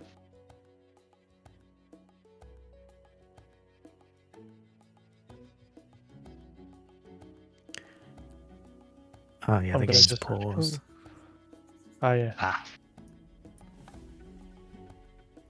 There you go. I'm just going to move myself down in a corner because I'm currently in lizard form, but that way I'm still on the map. Yep, that works. Actually, So Wide Eye is still outside Yeah. somewhere.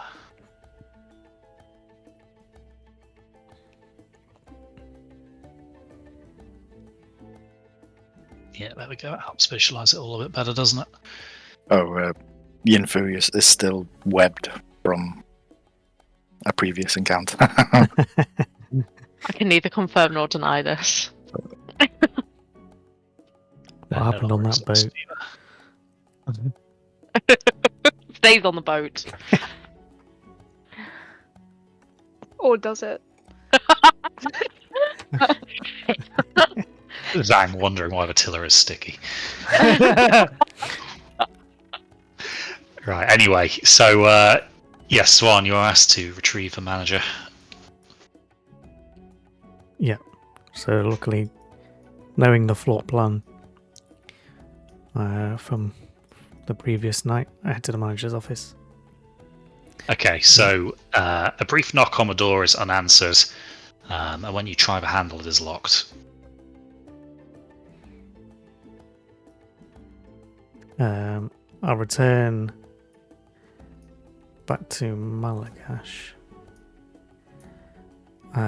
I'll just say quietly to him, so hopefully the lady doesn't hear. Just, no one in the office. Where else could I go? Well, she'll probably be in the leadership team's office then, if she's not in her own one. Ah, yes. Imagine she might be having a chat with that big wig that came by. Okay. Yeah, I'll head there. I'm not going to pass around the. Yeah, that's fine. Yeah, just go straight there. Okay, so Li Mei, you kind of see Zwan approach, obviously in his teller's outfit. I'll nod to him. I'll give a nod. That other guard is here with us, right? Yes, so he's on Yeah. the other side of the door. Do you need to see the manager? Yes. What a lady at one of the booths is asking to speak to the manager. Okay, 1 second. I'm gonna lightly knock on the door. So you knock on the door, and a few moments later, it's opened, and the manager, who kind of towers over you, kind of looks down at you. Yes, what is it? Sorry to disturb, madam. There's a lady at the tills who wants your attention. Is that so? Can't be helped. Right, okay, so she closes the door behind her and kind of marches through into the main room. The crowd, kind of parting before her. Good morning, madam. I believe you wanted to speak to me. Yes, your cashier here is trying to swindle me out of my copper. And this goes on, as most customer disputes do, with the lady being quite indignant about the whole thing, and Malagash just having to, kind of stand there and try and assume a certain aura of, civility about the whole process, which isn't the easiest thing for him to have to do. But after another count with all three of them there, and a 10-minute process later, it's confirmed that there were in fact the correct amount of copper in that particular roll, and she is sent on her way. The manager kind of shakes her head. Right, anyway. She looks at Malagash and just kind of nods, just like, look, if you're going to be calling for me for any customer that just comes and asks, you're not going to be here long. I've got better things to be doing than sorting out messes that you can't handle. Malagash doesn't really know how to respond to that, just nods and, a quick, yes, ma'am. She, Or she can head away. You might say, "Oh, excuse me, madam. Are you the manager of this institution?" You'd like to imagine you heard a slight sigh, but it's ever so slight, so it could have been anything really. But she turns around. Yes, I am. How can I help you? Well, it's what good fortune. See, my partner and I are very excited to be opening our new business, a perfumery. We just need a few minutes of your time to run through a quick pitch, and we can let you know the details of what we're trying to put together. A little bit of a loan package, maybe a little bit of insurance. What do you say? Just a few minutes of your time. I promise you won't regret it, and you'll leave smelling like heaven. She considers this for a moment. Right, well, that is a service we do offer, and our rates are very competitive. I can probably fit you in about 15 minutes if you're happy to just wait and let me settle up some other business. Of course, 15 minutes. Splendid. She gestures towards you, Zwan, who've kind of made your way back. If you take these two to the representative's office, I'll be with them shortly. Oh, you don't have your own office? Don't worry, we do all of our business in here. It's perfectly private. Well, I don't want anyone stealing our intellectual property rights. If in case anyone overhears anything, they might try and muscle in on our persuasion. operation. Oh shit! Actually, Otherwise. why not? While we're doing this, I'm going to activate my hypnotic gaze. Okay. Am I also able to give bardic inspiration? On the persuasion roll, yes. So, Yep. right. I can also punch her while I do this, but I'm obviously not going to do that. Now, Pascal, No if you're punching, real- anybody. Yet.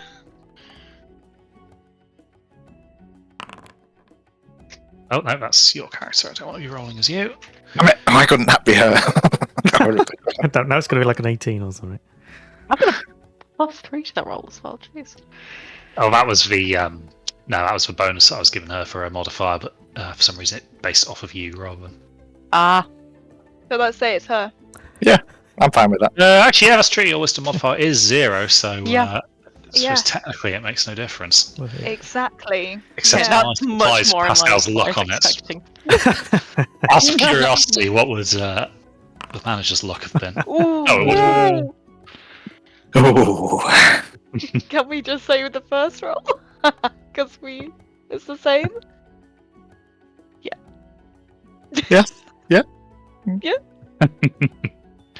Oh god. Okay, you've Yeah. Okay, well, shut up now. seeing as formula is no different. That is fair, seeing as that was a misclick on my part. Anyway, okay, so Elias, you want to maybe narrate a little bit how this goes down for your hypnotic gaze taking effect?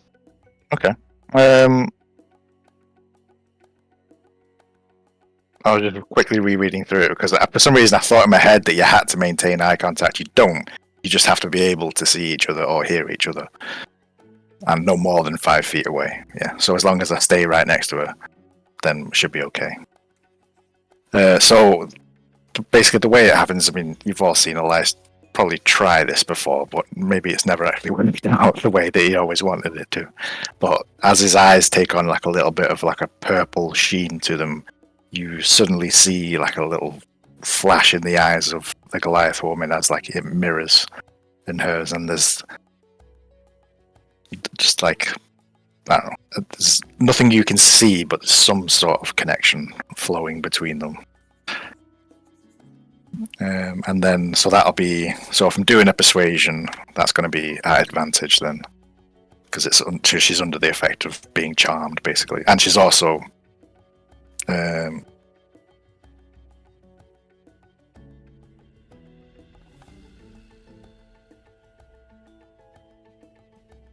on a sec. What's the effect? Speed is also 0 and incapacitated. Yeah, shit. Lovely I didn't days. think about that. So she's very much just standing there, almost kind In of a just daze. looking vacant. Shit, we're gonna have to try and shuffle her through the doorway without drawing too much attention. Bollocks. She might be easier said than done, seeing she's quite a hefty Goliath. Well, shit. Okay. Anyway, in fact, maybe we could go straight to your office now. I'm sure you can push your other appointments back. And yeah, I guess. Okay, cool. Persuasion, add advantage, and if your influence is giving you bardic inspiration, remember to add that.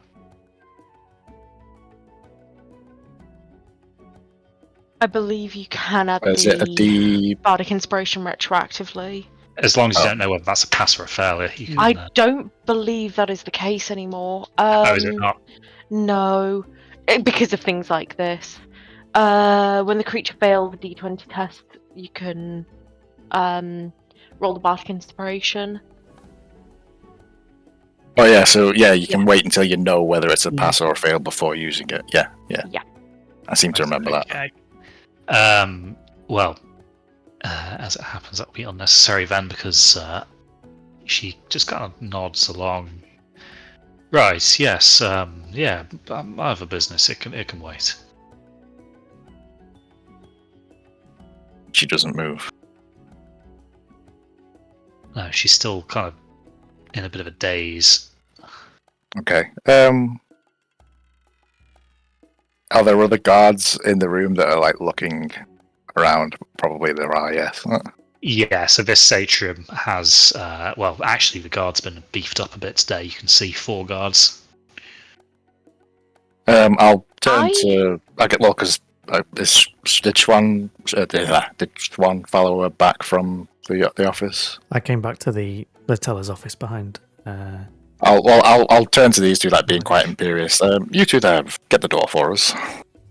I will Right away. link arms with her and start whispering at her about cedarwood. Everything I can think about cedarwood is being vomited out of my mouth.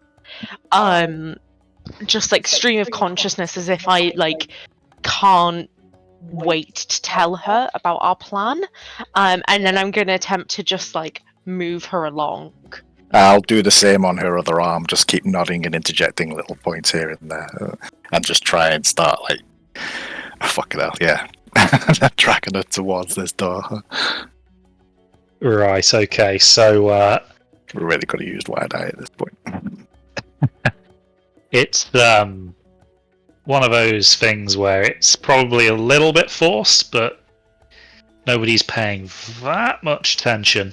Obviously, people there on their own business, so you kind of manage to make her take, step after step until eventually you are through the door that Swan is holding open for you. Okay, at this point as well, while she's talking and being distracted, I'll also pass a sending stone to Schwan and say, see if you can pass that to Li Mei. Thank you. I'll pretend that I'm giving him a tip or something. With a couple of the jingles of a couple of coins as well in his hand. Thank you. I hope you have a productive meeting. Thank you very much. I'll just head back to the tellers. Okay. So, as you guys get to the manager's door, Levia takes a key ring from her, the inside of a dress, and starts to fumble around quite clumsily until she finds the one that opens up the manager's office. So, as you are kind of ushered in, she eventually kind of, I suppose actually at this point we need to say, are you guys going to keep that charm up for the duration? Are you going to drop it and kind of see how this goes naturally? What are your thoughts? I'll keep it going for now because I might need to try and persuade her into telling us where the key is and other things. So yeah, we'll keep the hypnotic gaze running as long as I stay within 5 feet of her.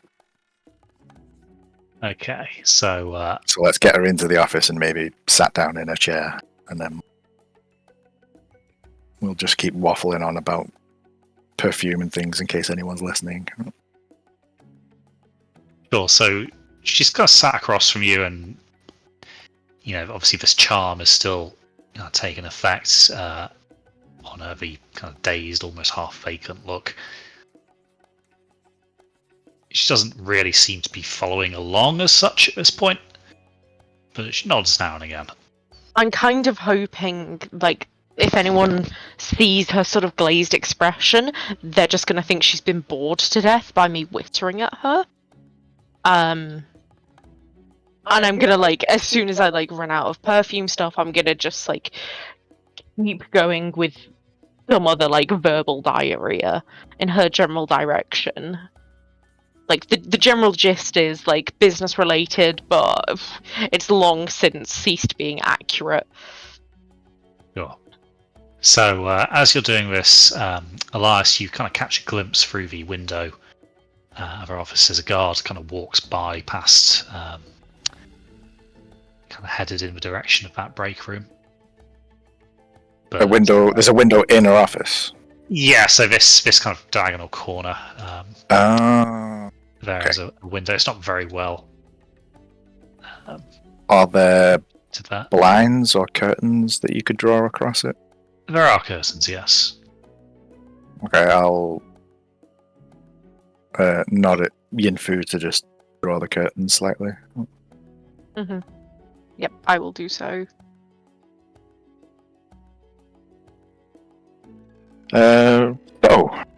This is quite the wonderful bank you have here. I've heard some stories about Taizhou Bank and how, well, its storied history and, well, it's a very impressive place, I must say. You must be very happy to be the manager here.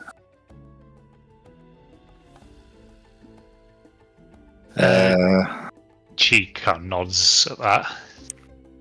Yes, I've always wanted to have my own bank. Yeah, I imagine.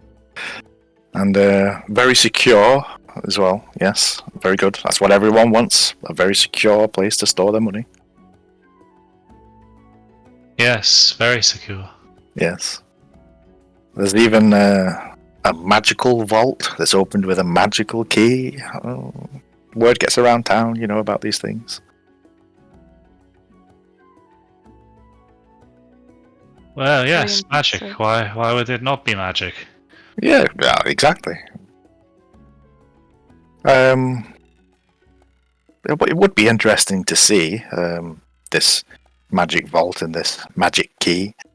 Of course, once we start making lots of money, we'll be storing some of our finer items. As we say, we use cedar wood, and it's very expensive. Perhaps we'd like to store that in your magical vault. Yes, storage in the vault. So, do you keep that key on you? Roll me another persuasion, please. Yeah. Remember, you still have bardic inspiration as well. And advantage. And advantage. Hey, nat 20. No, the key isn't kept on my person.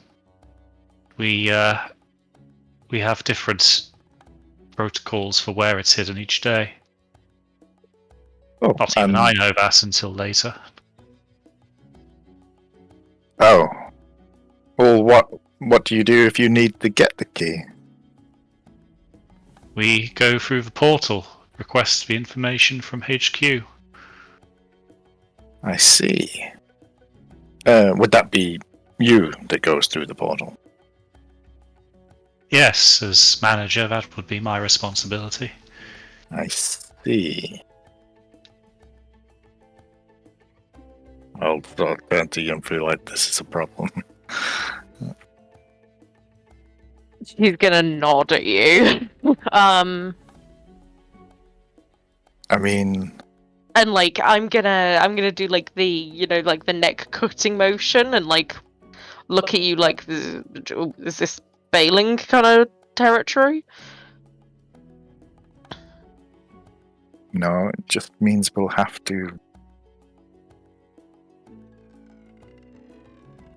I don't know. Both of you roll me a perception, please. Boy.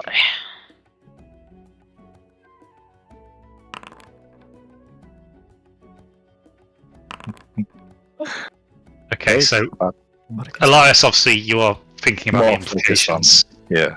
of this. Yinfu, you are a little more observant. You notice just a small little trickle of blood starting to run down Levia's right nostril. Yeah. I'm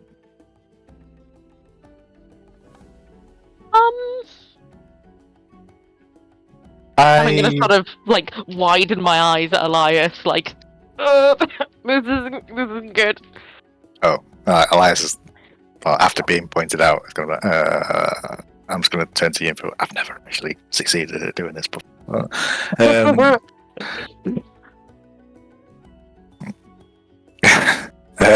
Shit. Thinking very quickly, but not thinking at all because I'm panicking. Perhaps you would be willing to grant us access to the vault then, so we can confirm that it's all fine and dandy for us. Would you like to do that? Yeah, I can show you the vault. Okay. And then fuck. All right, so I'm gonna say this is just out of character now. I'm just quickly reading through. So at the minute she's incapacitated, so she can't take actions or reactions.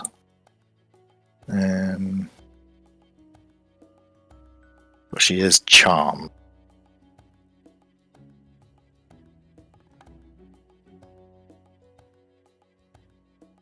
What is the difference between that and the charm spell? Sorry, I'm just going to read me spell.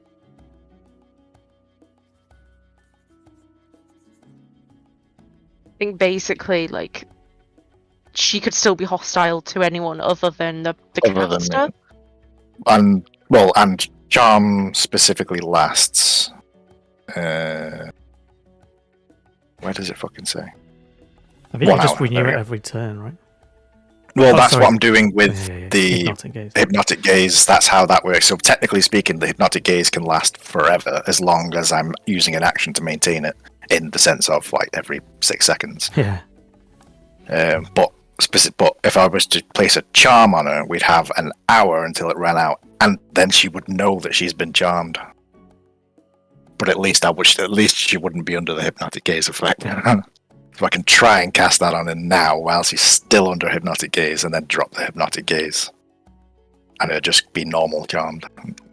If this is potentially fucking with her brain. Okay, yeah, fuck it. That's what I'm gonna do. Yeah, I'm gonna cast Charm Person.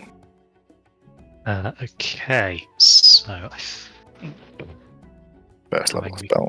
Charm effect. So she's already under the charmed effect, but I'm casting it again, and I guess simultaneously dropping hypnotic gaze. Right, so because I don't want to have a brain aneurysm. Try that again. 2 managers dropping dead in 2 days might be a little bit suspicious. Okay, so you charm or cast Charm Person on her as you drop hypnotic gaze. She kind of looks a little bit surprised, and she wipes her nose and kind of looks at her finger and sees some blood. Are you feeling okay? Oh, sorry, just a little bit of a nosebleed. Forgive me. I just need you to repeat that last thing you were saying. Something about cedarwood. Yes, as we were saying, cedarwood is quite a valuable resource, and you mentioned we could store it in the vault. Of course, we'd just like to take a quick look to make sure it's suitable conditions. Obviously, cedarwood has to be kept free of any moisture and such. So we would need to make sure the vault isn't damp or any such. There's a nice secure place that we could store it inside. Don't worry about that. The vault is very well controlled for both temperature and humidity. We have in the past been called upon to store some particularly valuable artwork on behalf of the National Galleries. So I can assure you that we can meet whatever requirements your cedar wood needs for safe storage. What kind of volume would you be talking at? We can perhaps discuss fees. Well, nothing enormous. You know, the process of using it in the perfumery doesn't require large quantities, but as I said, it is expensive, and we wouldn't want to store it on our own site for fear of theft and. We all also such. will have to transport it quite a large distance, and with the way things are going, do you have any facilities to enable us to transport it to the vault more directly? Well, let me see. We'd probably be able to miniaturize it. We do that with particularly bulky objects that need storage. Yes. Make it easier. Yes.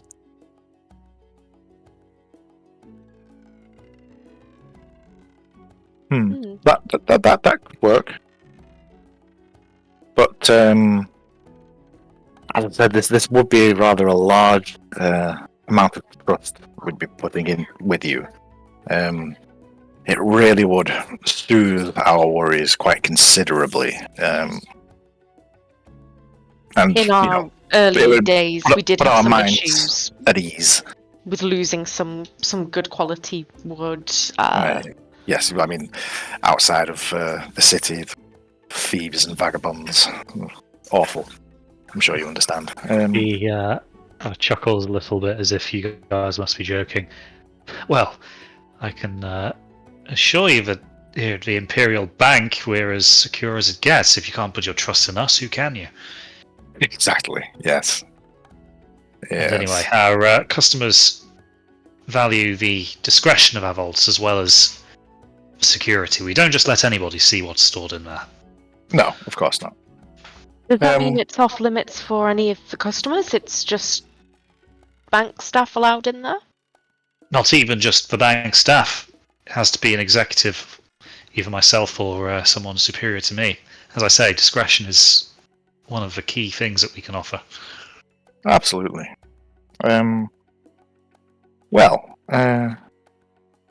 We happen to have a one of our final products on us. Perhaps as part of this deal, we could ask you to keep it stored in the vault. Think of it like a ceremonial opening of business between the two of us. You place the vial into the vault for us. In fact, let me just fetch it out here, and I'll pull out the real perfume. No red ribbon, huh? Not yet. Do you think you could store that in the vault for us? She looks at it. Yes, it could be stored easily enough. In the vault? But first, we'd need to establish an account with yourselves. We'd need to make sure that your business has the required lines of credit. There are processes to this, I'm afraid. Of course. Well, while we could discuss that with all of the boring details with one of your associates in the representatives' offices. But as I said, if you could take this to the vault, and then we'll carry on this conversation with one of your reps. Keep that on you. Once the rep has told me that we're good to proceed, then I can store it for you. I see. Otherwise, if for whatever unfortunate reason this weren't viable, then I'd just have to open the vault another time to get it out, and that would be irresponsible of me. I see what you're saying. Yes, that would be a problem. I'm just going to turn to Yinfu and just like shrug. Sounds reasonable. Oh, while I'm here as well, and we do have a prototype product. As we're always tweaking the formula, and I'll pull out the red ribbon one. Yinfu is going to like cock her head at you, like, "Are you sure?" I'm just going to shrug. What do you think? Shall we let this wonderful lady have a sniff? Sure. I'm just going to spray it right in her face. I fight full on. So that's going to be, what was it? The ether something? I can't remember what the name of the thing was. But... You'll have to remind us on that one, Chris. Who I This imagine point- is At this point, probably I'm thinking, in on this the whole I've time. tried everything to get some sort of guarantee that she would open in the vault, and then, but I don't think it's happening. I was basing it off the essence of ether, which was a DC 15 con save. Right, okay, let's see. Oh my god, she's going to have a massive con modifier because she's a Goliath. Jesus Christ.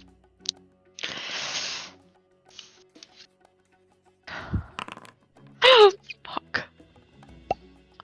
That's only a +4. She still passed it anyway. Yeah. No, you spray this in her face. Kind of sniffs it a little bit. Kind of obviously, haven't got a full kind of mouth and probably nose full. Kind of recoils a little bit. Oh, I'd stick to the original if I were you. That one's a little bit potent. Well, as I said, work in progress. I do apologise. I'm just going to turn to you and feel like, what the fuck? What's she made of? Okay then. Not waste any more Oh. of your time, though. Yes, let's. We'll finish up that business with one of your associates, and I'm starting to wonder at this point as well. I'll nudge me pocket that Erlang's hiding in, and I don't know. Maybe he wants to get out at this point, or maybe we should wait until we're in the corridor. Or, I don't know. Yinfu's giving you like big deer in headlights look. I'm pretty sure that's fairly clear. But I don't think I can give you much more signal than that without being dead fucking obvious. Yeah, Erlang's had a lot of this and gone, and is basically thinking, I'm not sure what more I would be able to safely add here. Yeah, pretty much.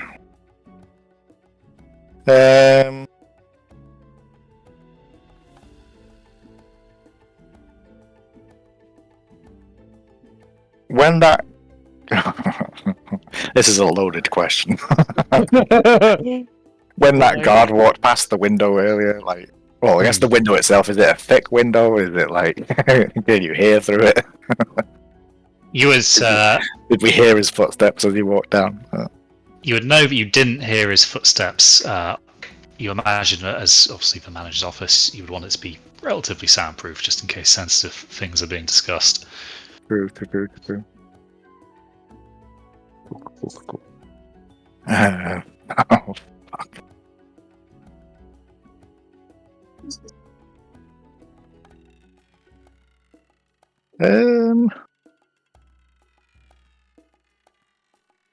Do we know if... Hang on. Oh, we won't know whether anyone's got the sending stones yet.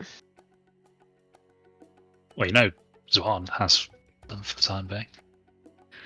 I imagine by this point, Zwan, you've probably had time. I mean, well, you will have had time because I've been blabbing on for a while now to potentially find your way back to Lee May and pass that one along. Yeah, so I go back to make a point of saying thank you for grabbing the manager, and then I hand over the sending stone out of view of the other guard and head back. Roll me a sleight of hand, please. Oh.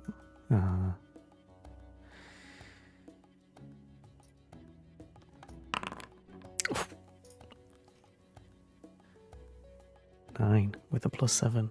Wow. 2.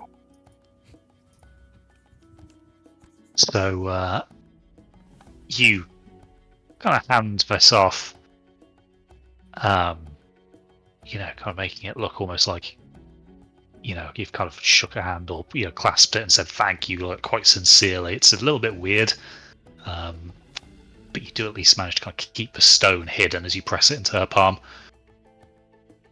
But as Zwan walks off, Lee May, the other guard next to you, kind of leans in a little bit. That's a bit of a weird one, that guy. I think he likes you, though. If that's your thing. I mean, I'm here for anyone, really, so. He gets a raised eyebrow and a sideways glance, but he kind of just leans back against his wall. Sorry, that was too much information. You didn't need to know that. He shrugs. Hey, well, you're free later, maybe. Yeah, go on then. He starts grinning like an idiot and then leans back against his wall.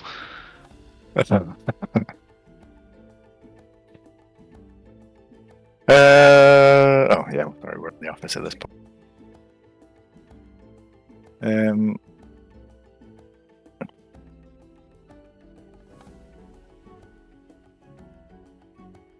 Frantically trying to think of anything else that we could do in this situation.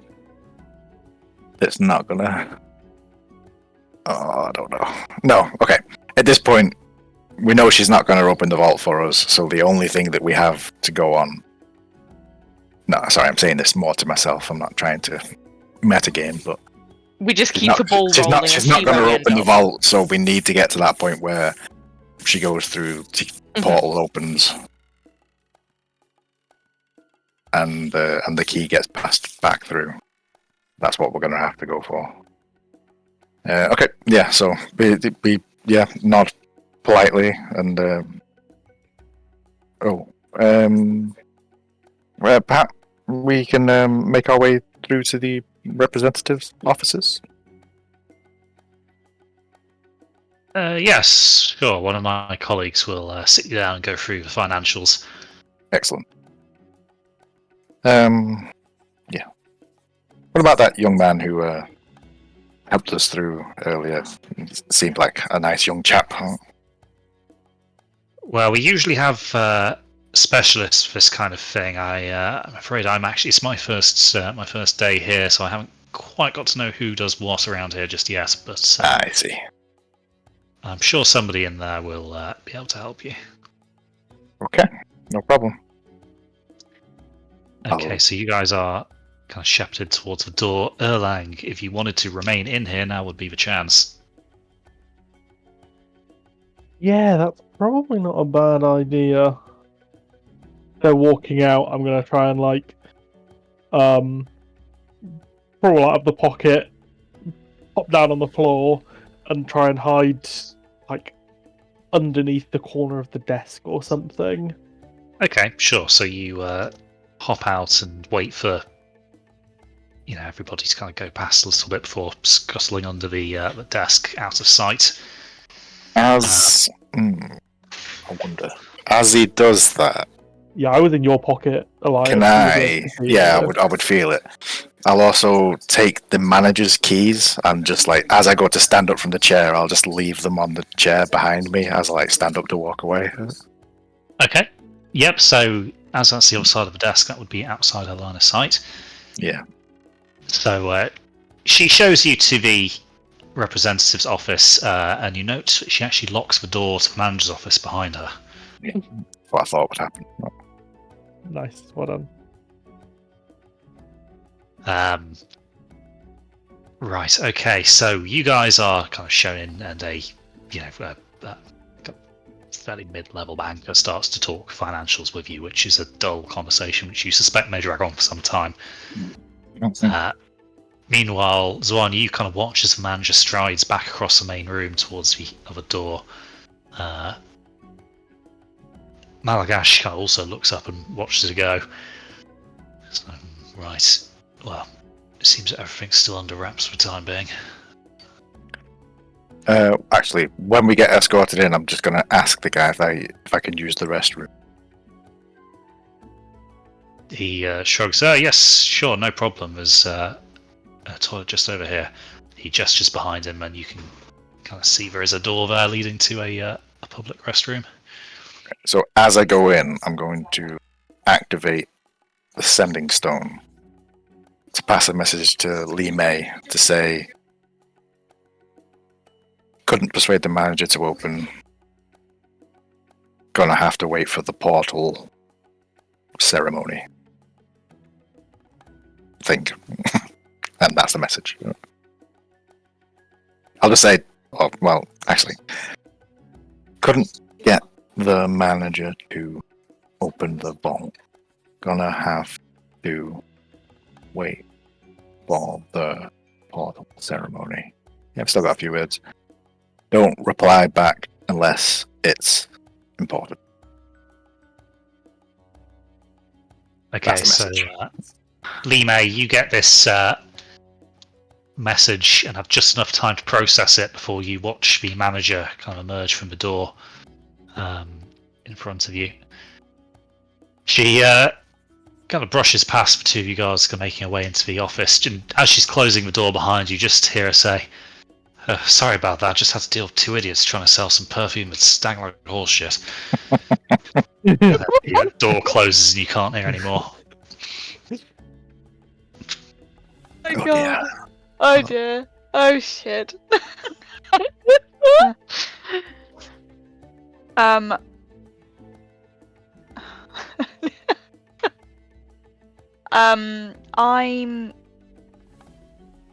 gonna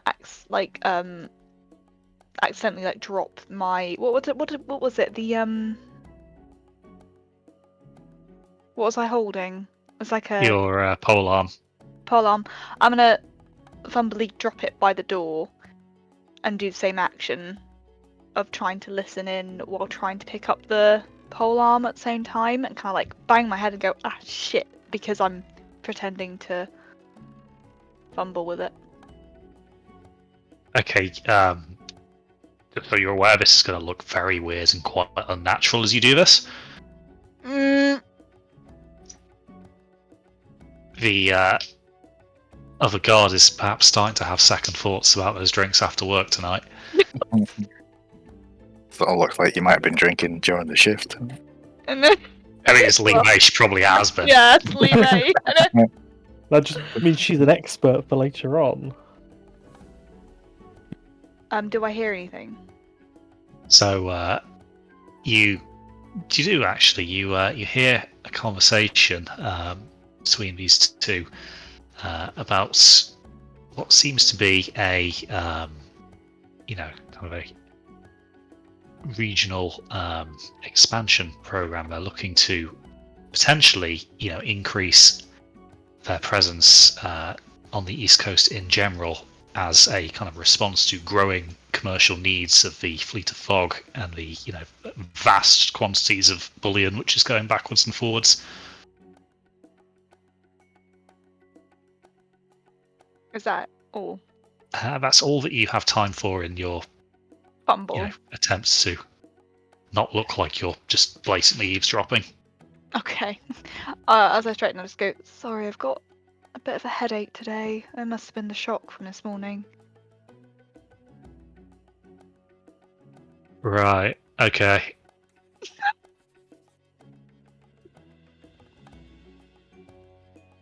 I'm actually going to go to the restroom quickly. Are you alright on your own? He shrugs. Yeah, no problem. I've got this corner locked down. Don't you worry. Funny. And then I'm gonna go to the employee restroom. Okay, so Lima, you make your way towards the employee restroom, and you discover that it's locked. That little door here between, the clerk workspace and the corridor with the vault in it. Oh, for fuck's sake. I'm gonna poke my head back around to the guy, to the other guard, and go, do you have any keys on you? It's my first day and they didn't give me any for the restroom. He shakes his head. Honestly, just go get one of the clerks. They'll unlock it for you. Okay, thank you. It does seem like an absolute klutz. Oh my god. What do you mean, seem like? I'm gonna go get. Well, I can't get Zhuan, can I? He won't have keys. I'm gonna go get Malagash.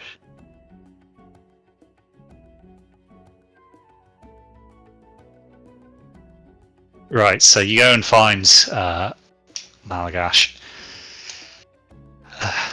Oh, right, yeah, I probably should have mentioned this. The protocol is that anybody who goes back there, we need to ensure that, there's somebody in the restroom and somebody outside. Just, it's a security thing. They don't like us being back there alone. Okay. Zhuan can come with me. But yeah, that would work. Cool. Yes. Could I borrow your key? Yeah. Malagash? Because I don't have one. Malagash kind of unclips a hook from his belt and hands it to you. Right, there you go. Thank you. Thank you. Meow. Yeah. Okay. So, meanwhile, back in the manager's office, Erlang, you now find yourself alone, and with the kind of telltale clunk of a deadbolt sliding home, you realise you're locked in as well. Yeah.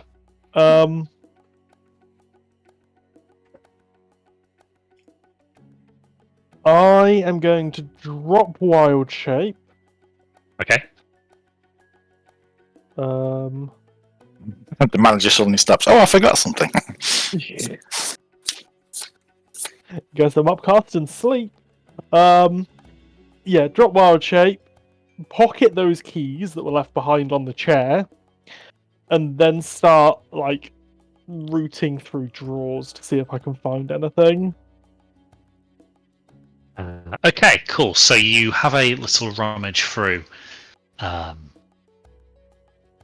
looking at, what we can see immediately available in her office. There are quite a lot of books on a bookcase, as one might expect. A lot of them are about accounting and other things that would be, expected reading for a manager of a bank. Others are clearly ledgers full of records. However, you can see that there is a little file there that sticks out a little bit. It looks a bit more worn than perhaps some of the other copies there, and pulling it out, you can see that there are a number of different kind of pages on it, most of which now are full of what appear to be two columns of meaningless or words that make no sense out of context. You can see there are two columns, one of which is just denoted with the word left and the other right. You can see that for each column there are, obviously a word each, and each of those seems to correspond to a date. You can see that the last entry is actually for today. Okay, I will try and make a note of the last few, like a mental note. Okay, so sure enough, you'd kind of take, perhaps you write that down somewhere for the last couple of days. What was today's one, as well, out of curiosity? Okay, so for today, the word under the column labelled left is tranquility, and for the right, it is peace.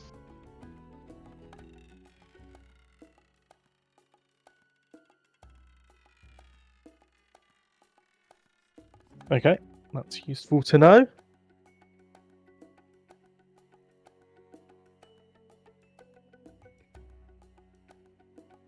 Um,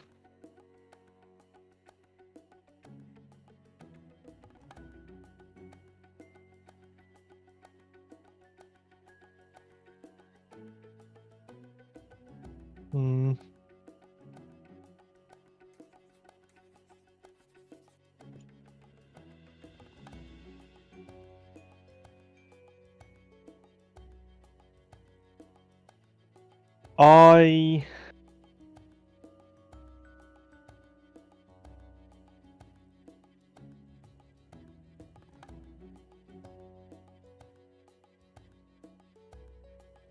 If I press my ear to the door, can I hear anyone on the other side? You can't hear any immediate voices outside. Perhaps like muffled conversation coming from the left, where you would know the break room would be.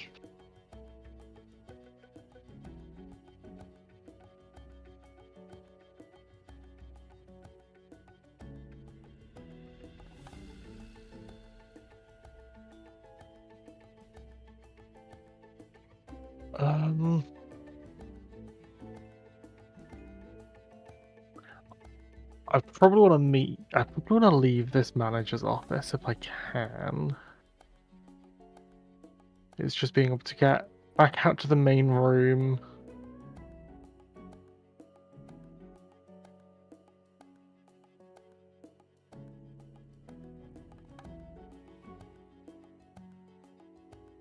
Okay, so Yeah. whilst you figure that out, Wide-Eye, it has been a fair amount of time since the others have disappeared.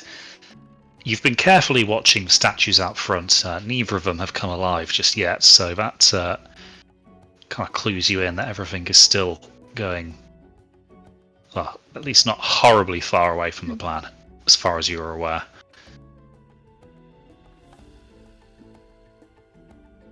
I suppose that the biggest question I currently have is, how is Wide-Eye disguised? So, Like a Goliath? yeah, Yinfu has done her best to kind of pass you off as a Goliath. You're obviously tall enough that it's not a particularly hard illusion to make, but she's made your skin a little paler, a little more grey. Obviously, she hasn't dared to touch your beard. Okay. And he's got his box with him. He does have his box with him, yes. Is that the dove cooing? No, can you hear them? Yeah. It sounds like an alarm. Like GoldenEye or He's something. very insistent. Is, yeah. He doesn't have guard dogs, he has guard doves. Let me change the sensitivity on my mic. That's all right. Yeah, I suppose Wide-Eye will. He's been staring them down for a while. They're not coming to life. As far as he remembers, he was supposed to go inside, so he'll wander in with his box. Okay, so wandering in with your box, you can kind of see on your right there's like a large glass window, and you can see that Elias and Yinfu, or sorry, not Elias, actually Elias is in the bathroom, but Yinfu is sat across from a kind of smartly dressed man who is clearly explaining something, and from the kind of glazed over expression on Yinfu's face, not much of it's going in. I mean, for Yinfu, that's probably fairly standard. Oh, okay. You can't hear anything through the glass, but Yinfu, you do catch sight of obviously Wide-Eye's quite distinctive frame entering, but nor can you really communicate with him either. Let me refresh. refresh this because it stopped working. There we go. Okay.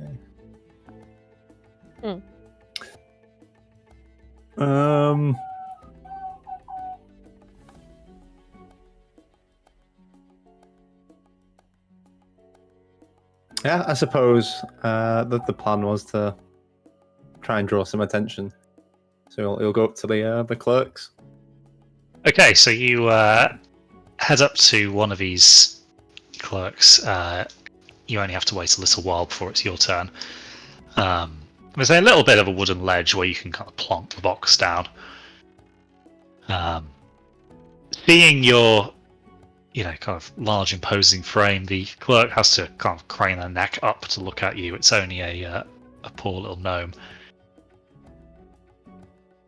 And what can I help you with today, sir?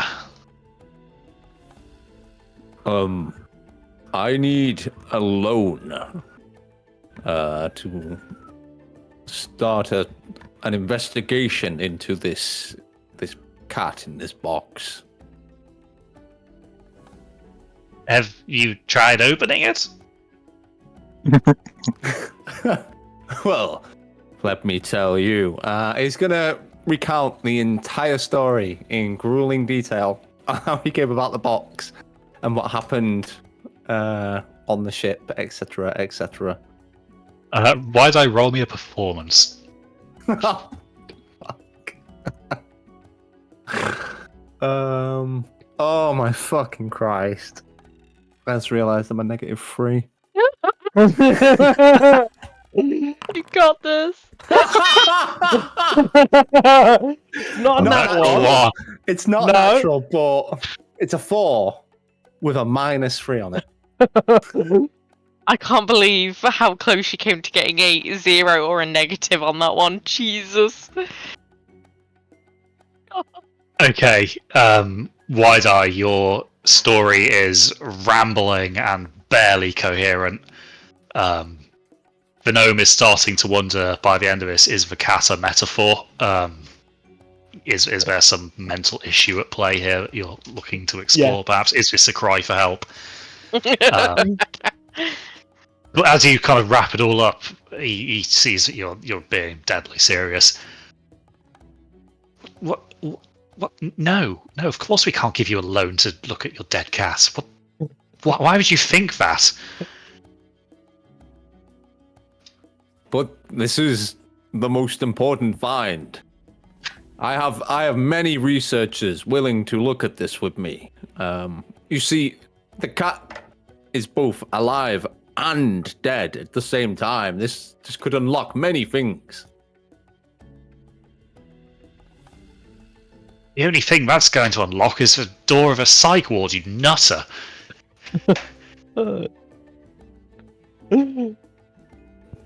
Why is going to change? He doesn't like being called a nutter, and he's going to start seeing some veins pop out as he kind of looms over the gnome. And he's just like, "That's not very nice." The gnome gulps and shrinks away a little. He's very glad to have the the kind of steel bars between you and him. Now, sir, we don't tolerate abuse, verbal or physical, in this establishment. I need you to leave. It's like, how is telling you you're not being nice? Abuse. It's not what you're saying, it's how you're saying it. It's your threatening aura. No, I washed.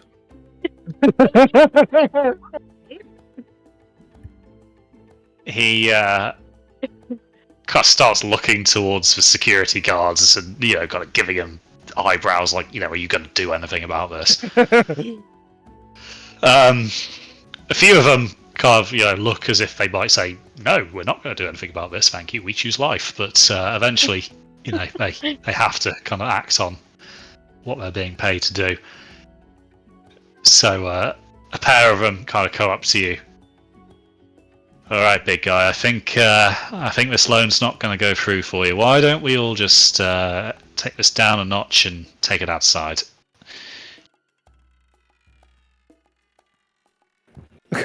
Wide Eye's gonna turn to him and just dead eye him and be like, "Oh, want to take this outside?"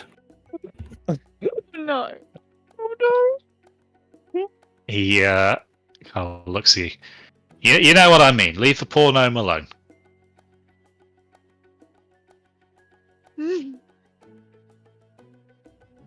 I have done nothing to this gnome. All I want is to be able to research this cat. Nobody's stopping you doing that, big man. We're just not going to be giving you any money for it.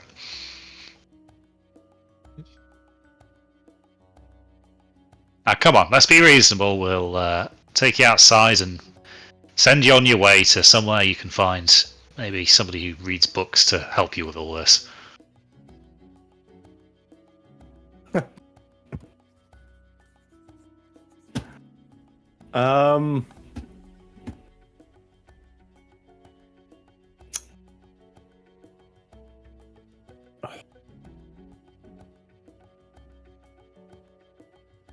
It's tempting. From a quick glance around, can he see which one or anyone else? So you might see Malagash perhaps peering through the bars, kind of looking at you, just like, you know, wondering what the fuck you're doing.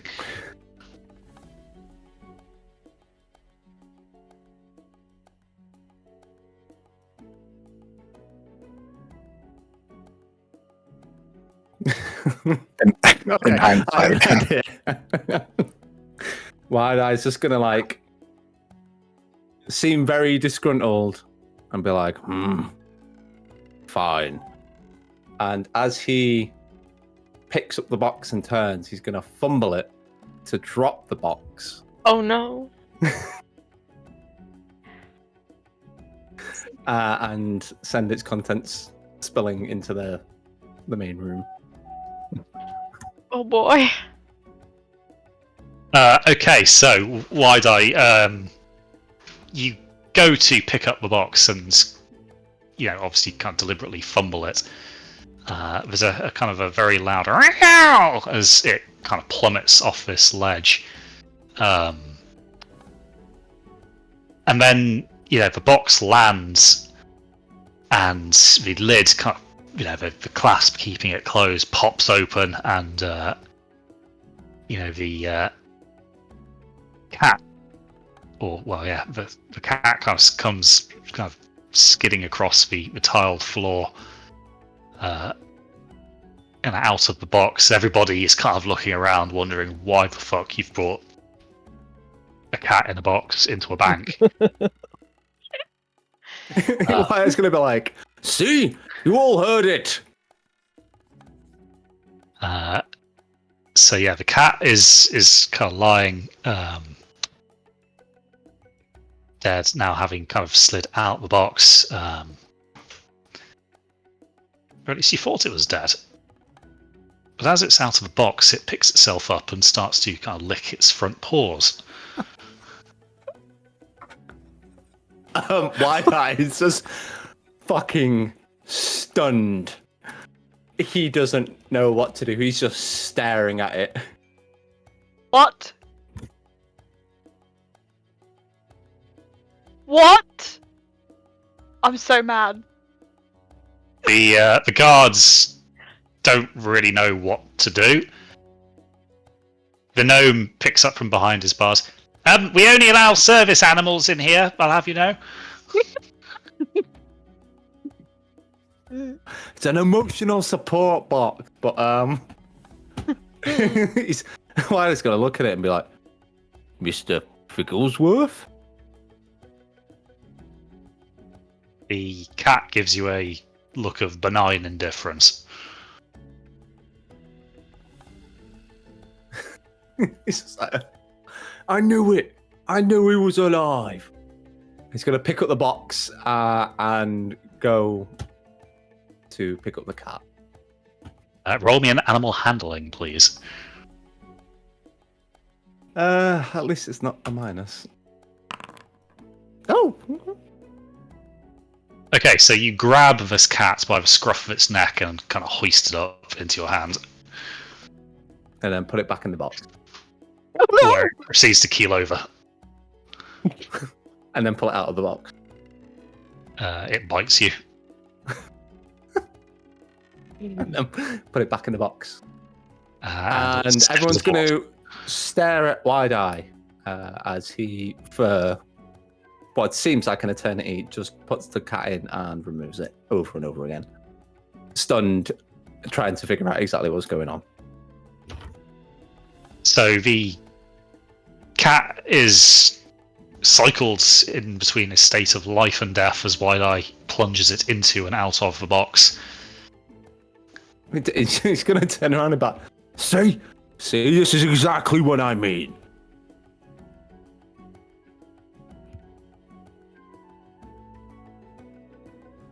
Everybody This cat holds the key to life and death. Wide Eye, roll me an Arcana, please. Oh! Ooh. Oh my god! Oh wow.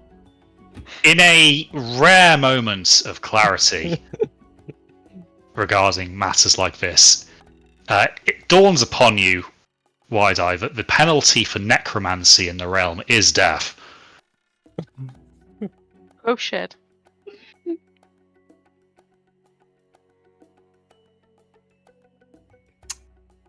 Huh. Well, What is this dark magic you've brought in here? oh, this is a box we dug up, and this cat, it both, it's alive and it's dead at the same time. It's very complicated.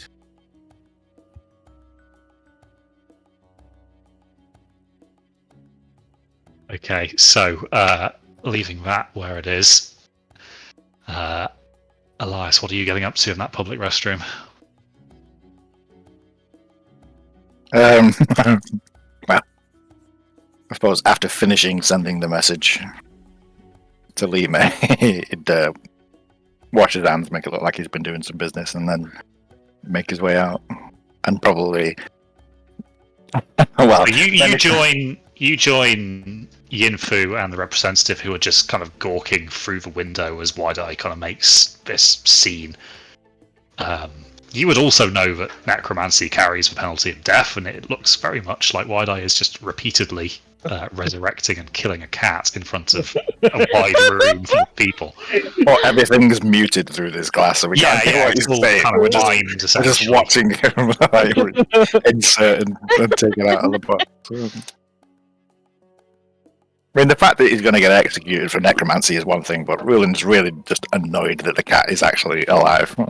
That was such a Freudian slip. You said Rulin instead of Oh, did I? Elias. Excuse me. Elias. Somewhere in an alternate universe, he's pissed off. The universes have combined to maximize the pissed off. Well,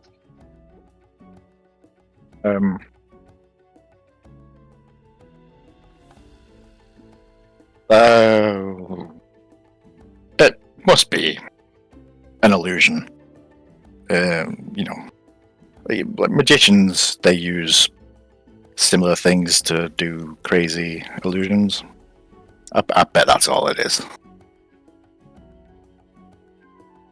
Like a life. certainly don't see magician. that every day. He's just trying to find. He's trying to get a loan for his new act.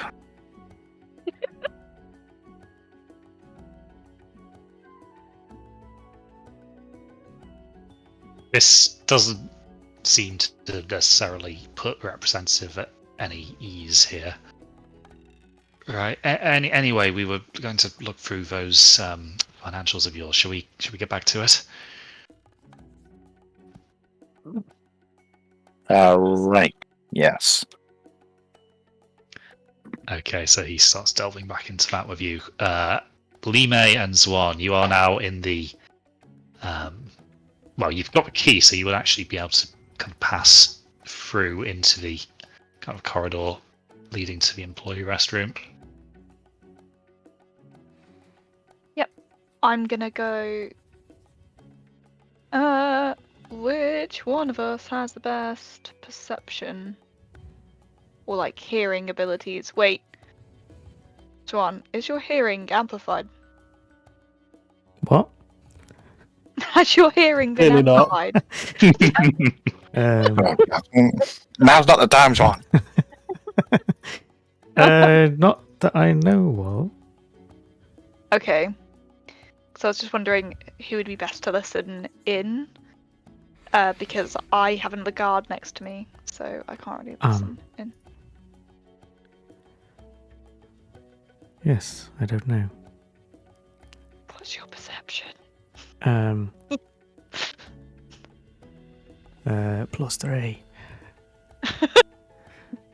Don't know what it was for. Mine's +1. Nobody catches you. But wouldn't it look weird if you're outside the bathroom and the other guard comes in? Fine. I'll go. Well, he won't, but I'll go. Yeah, I'll go. Yeah, I'll go. That's fine. All right. He watched the door when I pissed. I'm watching the door when he pisses. I go in and I immediately put my ear to the wall to listen. Okay, roll me a perception, please. Ah.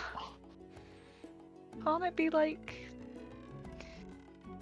Nope, it can't be intimidation. That's fine. Intimidate that wall. Don't you let it walk you around, push you around. Oh God! Lee May, I'm afraid the stone wall is a bit too thick. You can't hear anything through it. Well, this was a waste of time. Okay. I'm gonna go back out and go, I'm all done. Do you wanna try? I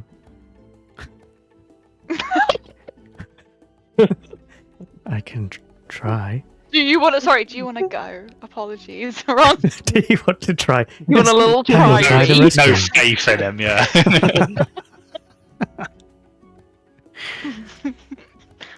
I can't get it out. Do you want to try?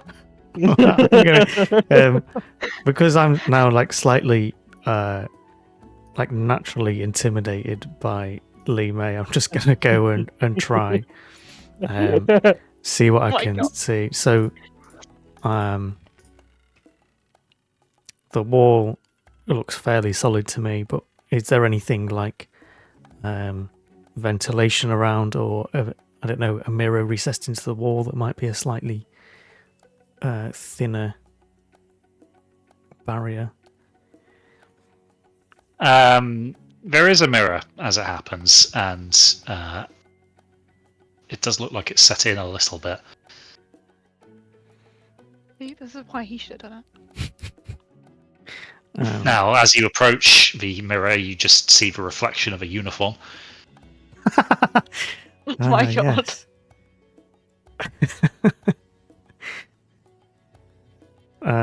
I'd imagine that would startle me quite a bit, actually, because I'd not seen this yet. Yes, it's quite a weird thing to have to adjust to. Yeah. So How will you ever know if your mustache is right ever again? oh no! I'll feel my face with my hands, and I'll get a big whiff of copper because I've been handling copper coins for 2 hours or something. Fingers tipped slightly green, yeah. I'm very glad she didn't want to change it all for silver coins, because that would be bad. It certainly would have. And I'm very, very sad that I missed that opportunity.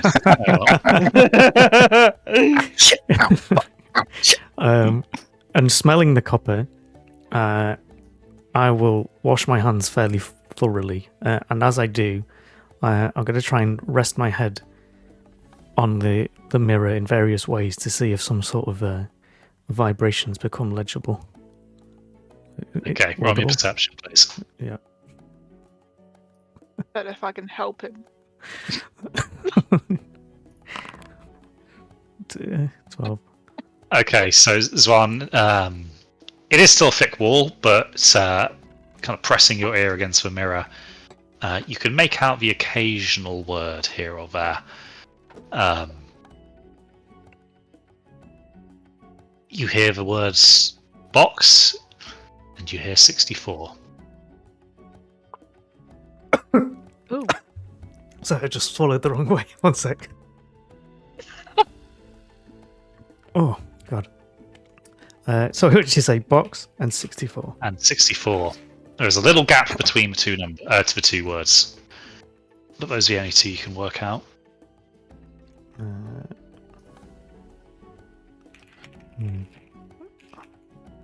Okay. So, after it being sort of a reasonable amount of time to be washing one's hands, I don't think I'm going to listen in too long. So I'll go out and just convey that to Lee May.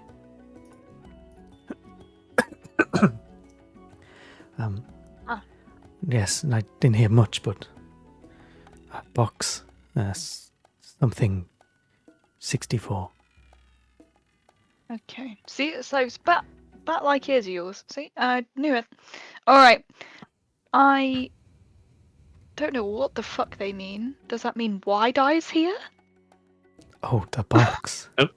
So, The box? lost Or does internet it there. Does it mean box in the vault? Box of cat. Mm, Box with the dead cat. no. 64. That's the number of lashes that Wide Eye's probably going to get before they hang him. Before we go back, I would just like to peek into the other room, if I must hide there later. Ah, yeah, of course. I'll go with you. Meow. No. Okay, so the records room itself isn't actually locked. Clearly, they rely on the two gates beforehand. Opening it, you see that clearly this isn't a particularly well-used room. A lot of these kind of shelves contain records that clearly haven't been touched for quite some time. It stretches, a little way back. It's not particularly well illuminated. So, Perfect. with a bit of effort, you might be able to hide yourself. Yeah, great. Yeah, so I'd like to imagine I've just sort of mentally made a note of a couple of half-decent places, and then once again, not to linger longer than any time that would cause suspicion. I think we're ready to go back. Yeah, go on then. Meow. There's a door here. Oh shit. Meow. when we open the door on the way back, does it require the key, or is there like an inside release that doesn't? It still requires a key. Okay. Okay. All right. Do I hear these two outside the door? Because I imagine they're not being quiet. Oh, shut up. It's just going meow around the place like that's kind You of. have an inside voice? I imagine you would have probably heard footsteps. You might not necessarily know it was them. In that case, One I'm staying quieter in the than the room. other. Yeah. Let's be real.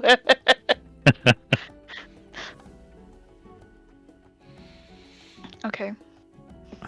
Yeah, I guess we just head back to our. Yeah, I'm gonna go back to Posts. my post. Yeah. Yeah. So I have to make it fun for myself. I have to. Anytime in any combat for the rest of the campaign. Yeah, just narrow.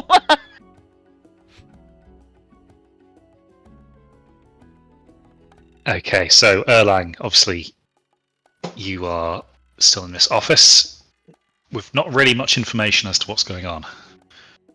Yeah, if my ear's by the door, if it's quieter now they've walked past, I think I'm gonna risk it. So I'm gonna use the keys and go through and work out which one unlocks the door. Unlock Okay. the door. So that doesn't take you all too long. There aren't that many keys on this particular ring. And as you kind of open the door, you peek out. There's nobody in your immediate area. It seems that there's a bit of a disturbance in the main atrium. I'm gonna, gently open the door, step through quickly, lock it again behind me, and then wild shape back into a lizard. Right. Okay. So, doing that, you kind of drop down back to the tiled floor as a kind of small gecko. Obviously, if you keep still, you're probably going to be able to slip past most people's attention. How high are the ceilings here? They're quite high. The placement built to be impressive, so you're looking at maybe like perhaps 20 feet, maybe a little more in the main hall. Because the gecko has a climb speed, so I think I'm actually going to climb like up to the top of the wall where it meets the ceiling and climb along that section to try and stay like well out of sight of people. Cool. So you climb onto the roof, definitely out of most people's lines of sight here. And try and make my way back towards the main lobby to see if I can reconvene with someone in the lobby that's possibly Yin Fu, seeing as she's not currently being the subject of attention. Well, I think she's in the representative's office, isn't she? Oh, she's just not been moved on the map, I see. Yeah.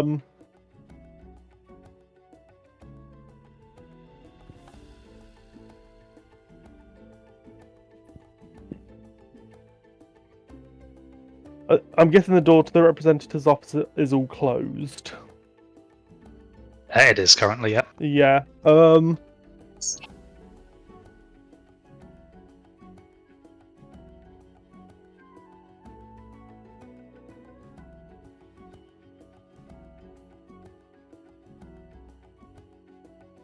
Okay, I'm gonna go to the front door and sit on the door frame just above the door, waiting for someone to open the door, and then as soon as someone opens the door, I'm gonna try and sneak out. Right, okay.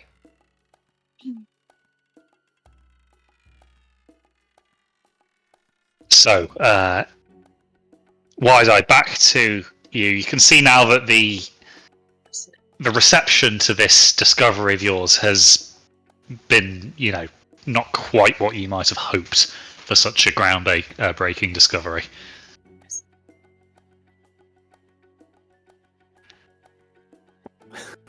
Well,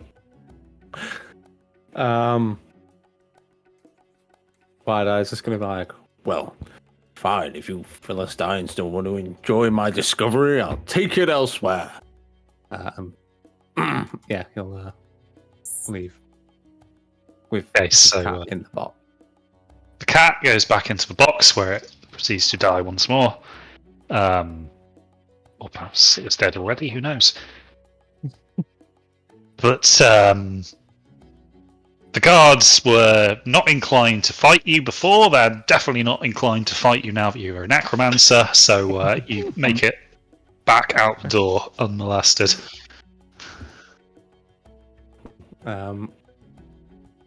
He'll find somewhere near the entrance where he can kind of watch it, but kind of, I don't know, stay out of sight. Sure. So you. And I imagine immediately starts taking the cat in and out of the box. Making mad scribblings about what's going on. Yeah, so that's something that you occupy yourself with for a little while now as the bank starts to get back to some semblance of normality. Does Erlang join Wide-Eye? Yeah. Kind of, actually. So if Wide-Eye's going out, I will sneak out on the top of the door frame with him.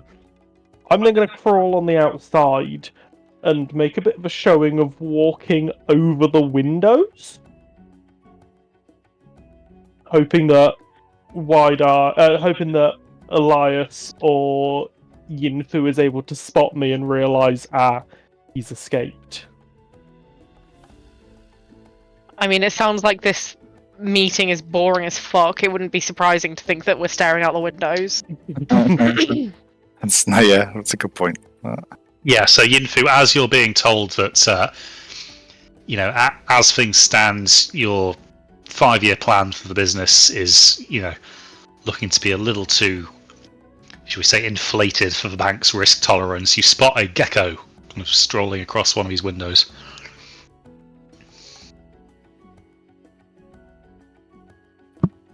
Pretty wildlife. The gecko winks at you as you lock eyes with it. Oh, look at that cutie. Fuck. And I'm gonna bob, like, elbow Elias. Look, Oh. cute gecko. Like at the word gecko, which Elias knows, Erlang was shifted into. I'll look at the window, and like, yeah, a gecko. How Erlang licks his own furious. eyeball and then wanders off. Power move. He's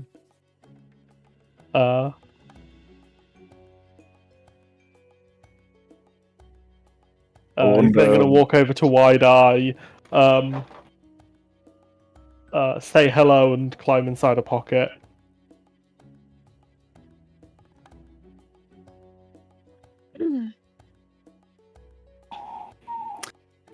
Why'd I know Erlang's a gecko? No. Which is a good point, actually. I suppose you wouldn't. It says that new wild shape means I'm still able to talk, so it's whether he recognizes my voice. You must from remember the gecko. that, obviously Yinfu has been able to talk this whole time. That doesn't mean that Wide Eye has been able to Oh yeah! defend that.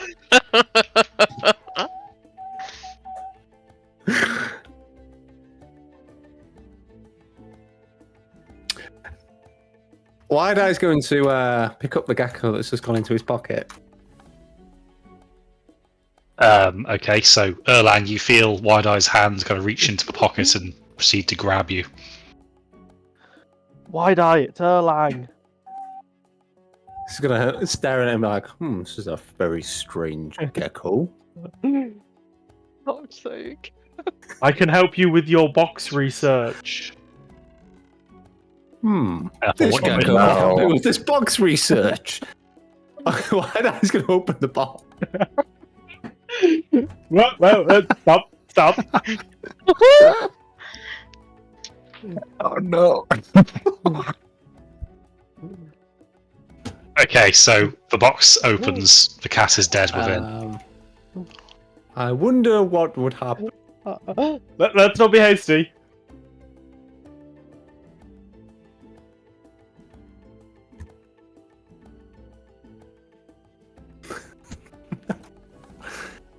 Temptation. Control yourself, Wide Eye. I am not some mere lizard. Oh, it's a very, very noisy little gecko. No. I couldn't do that to such a sweet animal. The cat's fair game. Cat was already dead, so yeah. I don't think Cat I've lives got. there. I don't think I've currently got the biology for it, but I'm letting out a nervous sweat.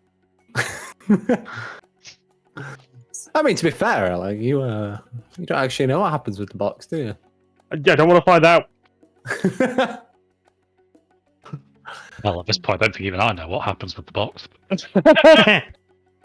Oh well, shit. Now I really want to know. Because I originally found the glyph on the bottom and there being a dead cat inside, but I don't know how long you'd keep me in there.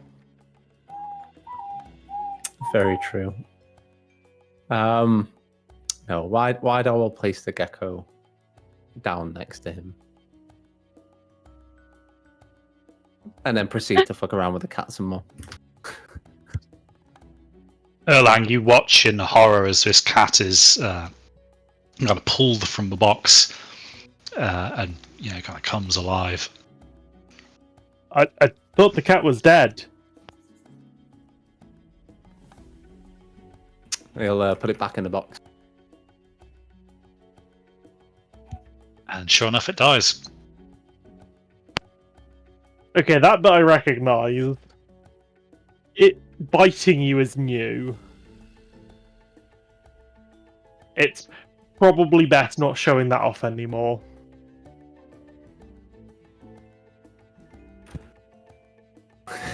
Wide eyes, like so tempted. I need to know more about this box. I should probably, I don't know, make a big show of it in the middle of the town center and get people's attention. What could possibly go wrong? But then someone might steal your research. Let's keep this private and under wraps until you've got conclusive Data. evidence. Data. Data. I was going to say a conclusive conclusion, but I realised that was a redundant sentence. It'd probably work on Wide-Eye, though. Until you've got a Wide-Eye is just conclusive gonna- conclusion. Look at the gecko, man. This is a very squeaky gecko. I wonder what it's talking about. He'll spend 10 minutes casting Speak of Animals as a I ritual. do not wait 10 minutes. I'm going to walk off to an alley, shift back, and come back. Ah, well, you're going to come back and I'll still be Yeah. kind of mid-ritual, so he's going to have to wait. You okay there, Wide-Eye? Oh, give me a minute. I'm just in the middle of this. Okay. Okay, so while that is going on in the alleyway, Lime, you are back at your post, and you see the door to the management team office open, and the pair of them exit. You watch as Levia leads Lazakan to the portal room, where they disappear inside for a moment. And then a minute later, Levia kind of leaves it on her own before heading back through the main room, and you lose sight of her. The others, meanwhile, you'll see her appear and kind of make her way back towards her own office. But the other guy's in the portal room. Did they both go in the portal room, did you say? They did, yes, and only Yeah. she came out. Only she came out, okay. Didn't she need to go get it, though?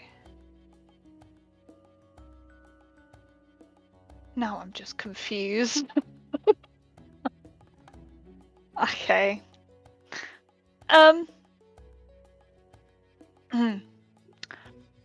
gonna do a quick patrol.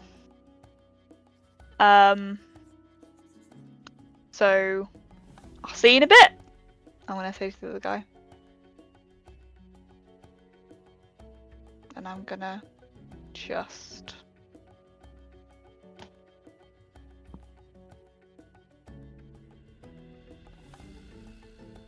go to Zwan. I'm trying not to do the noise. I'm really trying.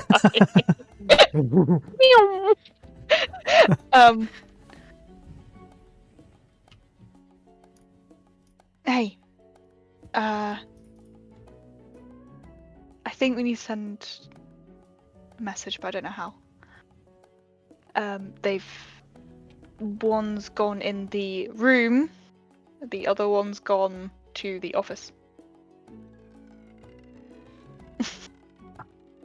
Can you use what I gave you? I don't really know how they work. Do they have a button or something? No, I just wanted to let you know what was going on. So you weren't in the dark. But I don't know where to do it. Do I do it in the little... Now, over here, do these three doors close? Are all these three doors? Yes, so all of those three doors will close. Okay. Can be. These kind of the two which are closest to the main room, they're open at the time being. Okay.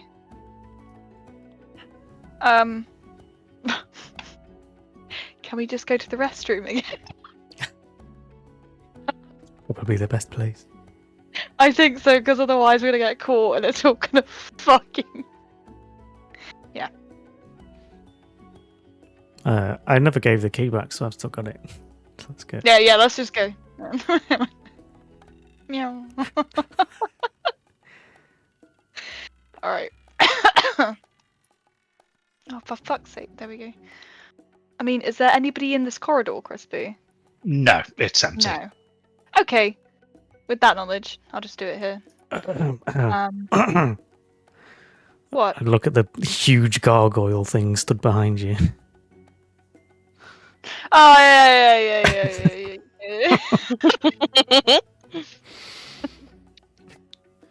They did do. And then me. Anyway. I'm going to send a message to the others.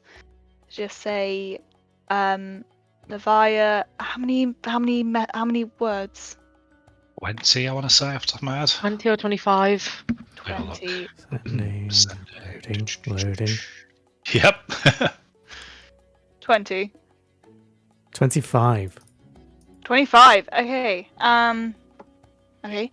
Levia in office. What was that other dude called? Okay, other dude in portal room.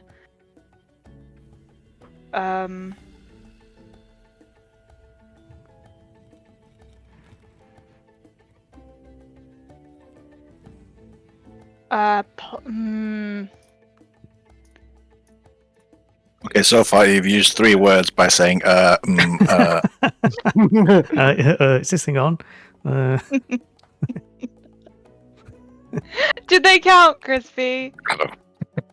I'm going to say no, just because otherwise you're going to waste all of your words. What, 7, 8 so far? what do you mean? Does that count? Who's Crispy? Those words count. Okay.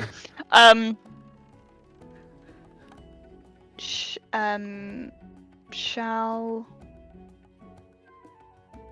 we proceed with plan?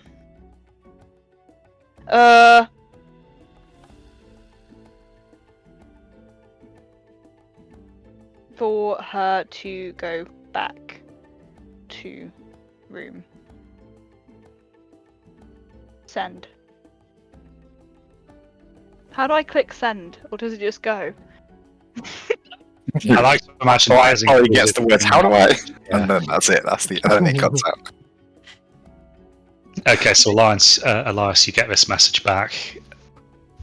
And I immediately kind of like lean to one side and think I really should have explained that I can't reply. You should have asked me a question. Oh no, shit. Sorry. Oh god, I thought we had. I thought it was like. I've already used my use. Oh shit. Well, not no, radios, yeah. it's an initial. Isn't it an initial thing? So you sent one, I replied. Yeah, Oh, and then that's it. oh shit. I think so. Yeah, we both get to send one message basically. Well, you know the situation. You just don't have to answer me. I can just. Well, I've got to stay there for the rest of the working day anyway.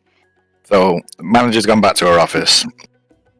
Some dude is in the portal room. Like, Well, the other dude that was with her. I said other dude. The Yeah. other dude that was with her. You know what I mean. well, no. it could be a guard. It could be absolutely don't- anyone. It's just another dude. I didn't see him. I don't Oh, remember the his name. It's alright. So someone is in the manager? portal room. I don't know. That's the message, and Yeah. Lee May wants some kind of instruction that we're still going through with the plan. Okay.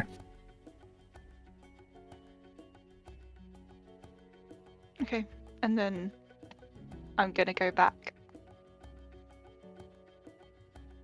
to say it has been sent. All good.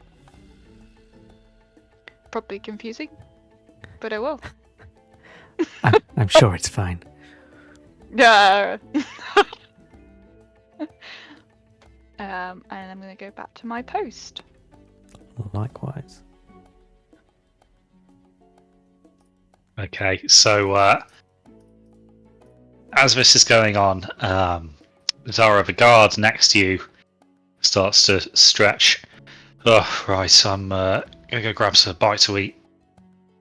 You stay here, keep that door closed. He kind of nods to the one into the lockbox room, and then makes his way through to the main atrium and out of your sight, leaving you kind of alone here. Oh my god. Shit. I used the sending stone at the wrong time. Shit.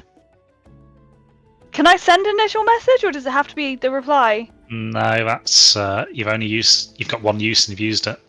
Shit. Oh, I should have been patient. Alright.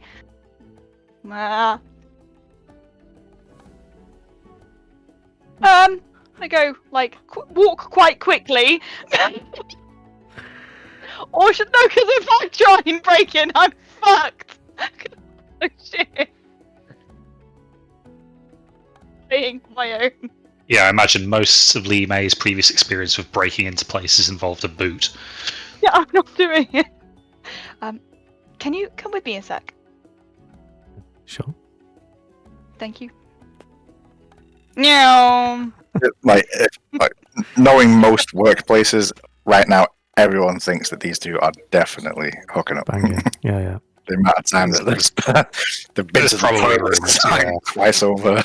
It's Okay, he's gone. So this is now or never. The other guy is in the porter room, and she's in the office. He's gone to lunch. So I can try and help you with breaking into stuff, but I'm not good myself at all. Okay. I'll take a look. Just keep an eye out. She keeps an eye out. So the door, I'm assuming it has a lock on it. I think I only got the one key off. oh no, he handed you his like ring of keys, didn't he? Malagash. Would a clerk have the key to the lockbox services? They would. It would. I'm gonna. And you eventually find the right one. Okay. Now, as that opens and you get the chance to slip inside, you can see there are row upon row of boxes, kind of set in kind of metal containers, each of which appears to have a pair of keyholes in them. Both of those are reasonably small. None of the keys on that little ring you've been given are the size required, so clearly the owners of these boxes carry their keys separately and only bring them with them to the bank when they intend to access a box. Okay. So the boxes, I assume from what I heard, are numbered. What number do we go up to? So looking around, you can see that at a glance, the one closest to you is 127. Well, only 164 then. I'll go and look for that one.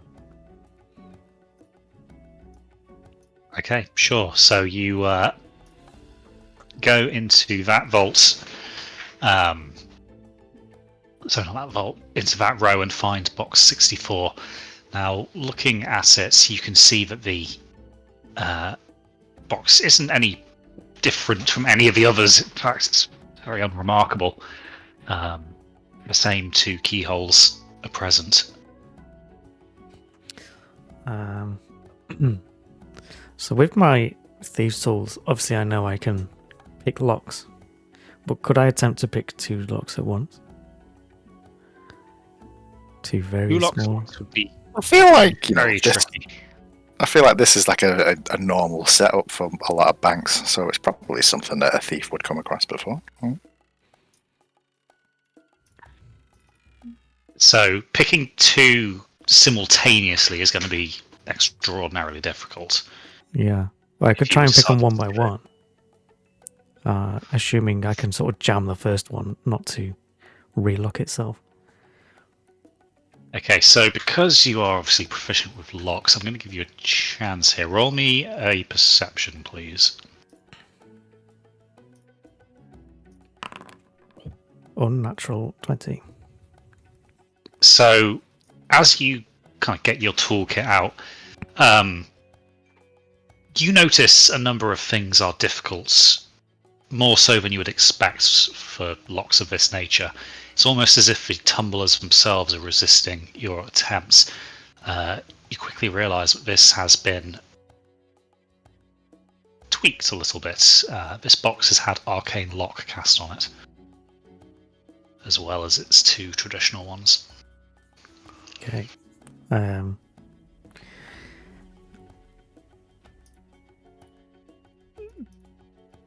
Yeah, I'm not going to try and force everything and break everything. So I'm going to leave. Actually, I'm going to go to the door, slightly open it, and make sure only Lee May is outside, or make sure this door isn't open, basically, because I can probably see out of it. Yeah, so you can see Lee May's there, and she kind of nods a little bit. Yeah, so I'll come out and lock the door behind me, as if nothing happened. I found the box, but I can't get in. I think we might need someone else, someone magical. Oh, so Yinfu or Elias. Yes. Or Erlang. Or 2 very, very small keys for the correct box. Or 2 very small keys. Yeah. Mm-hmm. Okay, but what does the box... What? Oh... Manager keys. Right? No? Yes, I'd imagine so. Because the manager can open the box to get the key. Mm-hmm. But did they don't know... The thing is, they didn't know where the box...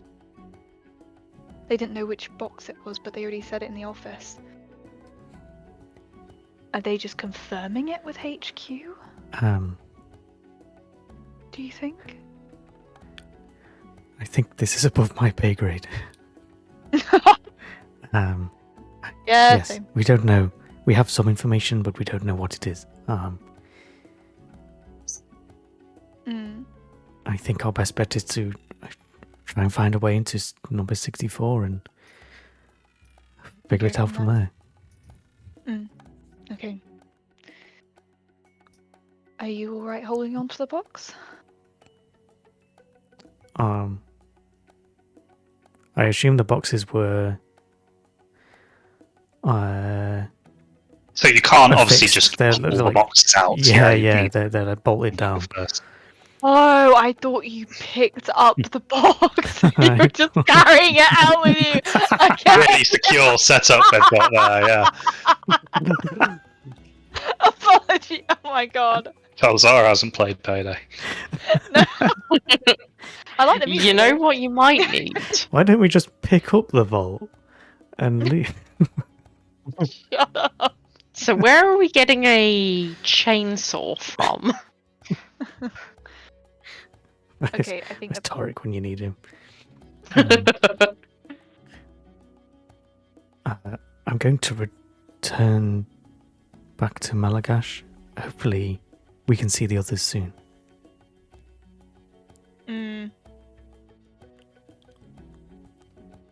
Yep. I wish I didn't use that sending stone. Okay, so. Oh, sorry, no, I'll let Chris speak. No. It's alright, I think it's about time that you guys were evicted for, frankly, quite a ludicrous business proposal that Well- Bank is not really that interested in pursuing. Well, after Lee May sending the message anyway, that potentially the portal might be getting opened right now, and something is being passed back and forth between it.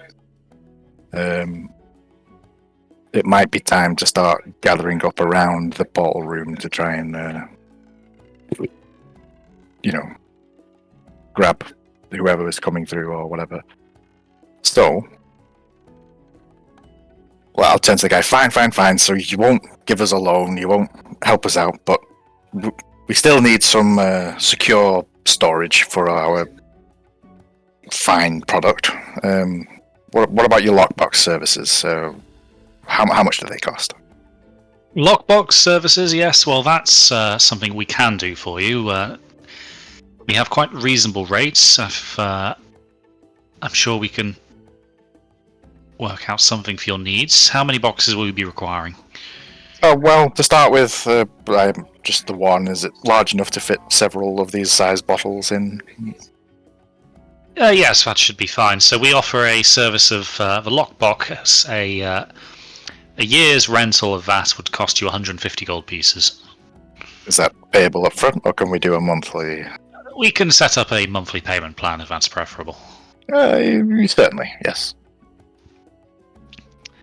Okay, so the first month would be 15 gold pieces, and then we'll work out the rest later, and we can arrange for that to be paid either in promissory notes or in coin. It's up to you entirely. But would you be requiring that straight away? Yes, please. We'll leave our samples in there, and yes, thank you. Would you be the one to show us in, or do we need to speak to anyone else? I can show you there now. As we stand up, I'll say, "Oh, I wonder where that gecko got to," and I'll just wander over to the window and sort of look around outside, see if I can see a gecko anywhere. The gecko is nowhere to be seen. Shit. Okay. Is Never mind. Wide-Eye visible? No, Wide-Eye is in an alleyway, having finished casting Speak with Animals, and is confused that there is no gecko anymore. But Lang standing next to him. You finished? Yeah. It's gonna be like, oh, the gecko's gone. The gecko is right here. I was the gecko. He's gonna pat along on the head and be like, no, you're a small child. You're not a gecko. Small child, but very well may fit in that box. No, but he can speak with animals, and there is an animal in that box. So my dad's gonna pull the cat out of the box to see what it says. Okay, you pull the cat out of the box, and it bites you once again. I wish you'd stop doing that. Stop doing what? Pulling me between realms. It's incredibly frustrating. Wait, between realms? Yes, he kind of sniffs the air. Yes, material plane, I take it. Yeah. You as if. Yes, well, I'm not sure if you're entirely aware of the concept of time dilation, but let's just say that you're interrupting some very important things I'm trying to deal with elsewhere. Right, okay. So, this box sends you to another realm. He looks at you as if trying to work out what level of explanation is going to work on you. In a sense, you don't really need to know the details. But suffice it to say, you pulling me out of this box repeatedly is very much interfering with what I'm trying to do. And I would appreciate it if you would make up your mind and just leave me alone. Okay, so what is it you're trying to do? Now that one definitely won't stick in that little brain of yours, so I'm not even going to bother. You're not a dragon, are you? Because I've been bitten by this before. Oh, the dragon cat bit you as well? No. I thought the talking fish was just a talking fish, but it turned out to be a dragon. Is this talking dead cat, undead cat actually also a dragon? Is it talking for you mean you? Frank? Because didn't Wide-Eye cast speak with animals? Well, that's true, actually. Yeah, Good point. Yeah, the cat rescind wouldn't be everything I've said. comprehensible. So Wide Eye is just going to be talking to the cat, as far as you're aware. You okay there, Wide Eye? Yeah, I'm just having a conversation. Oh, wait. I didn't ask. What's your name? Are you talking to the cat or Erlang? Yeah.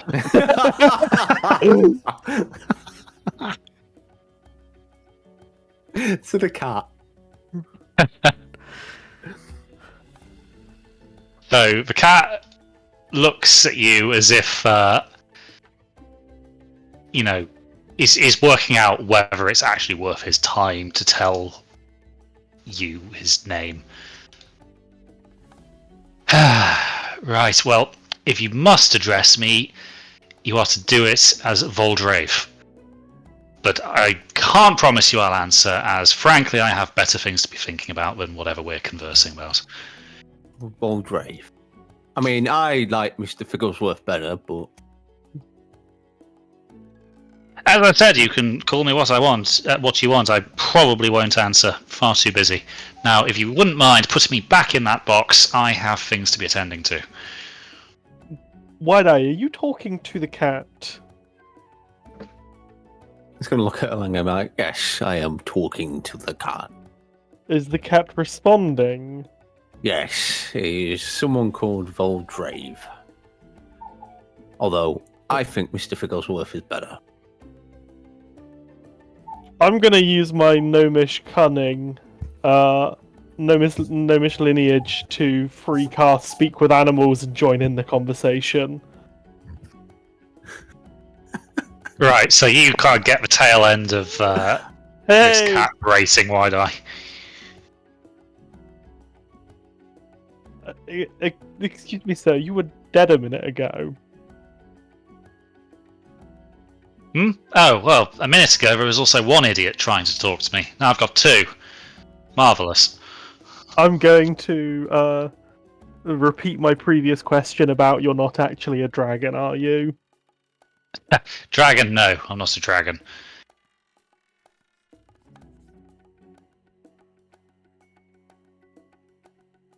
So, anything that goes in this box doesn't die.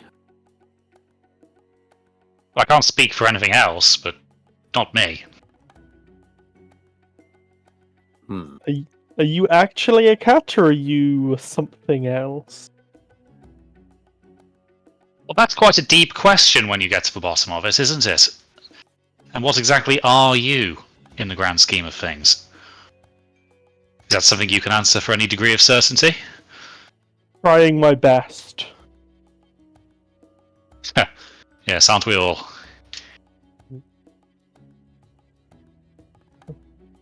And it just so happens that I am trying my best to do something very important somewhere else. So if you could convince this knucklehead to put me back in the box, I would be much obliged.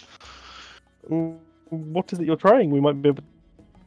I very much doubt that.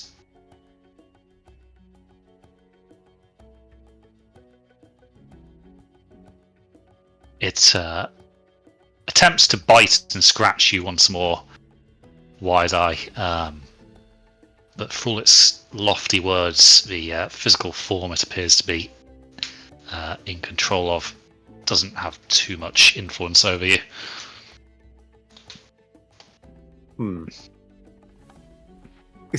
Looking at the size of the box, looking at the size of Erlang. How close are they? Discuss this. No. No. It might be a bit cramped, you might have to push, but you could probably get him in there. Erlang, do you feel like doing a science experiment? I don't like where this is going. All I'm saying but is... I wouldn't... I would be lying if I was to say I wasn't curious. Get in the box, and we can see where it goes.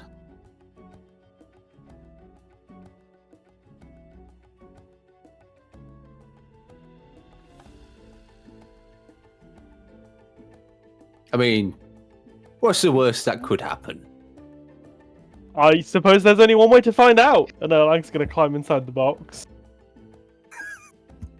Okay, so with Erlang inside the box, Wide Eye. Wish me luck, Wide Eye. You close the lid, and Erlang, you die. A sharp moment of almost like electricity spikes through your nerves before it all goes dark, before illuminating once more.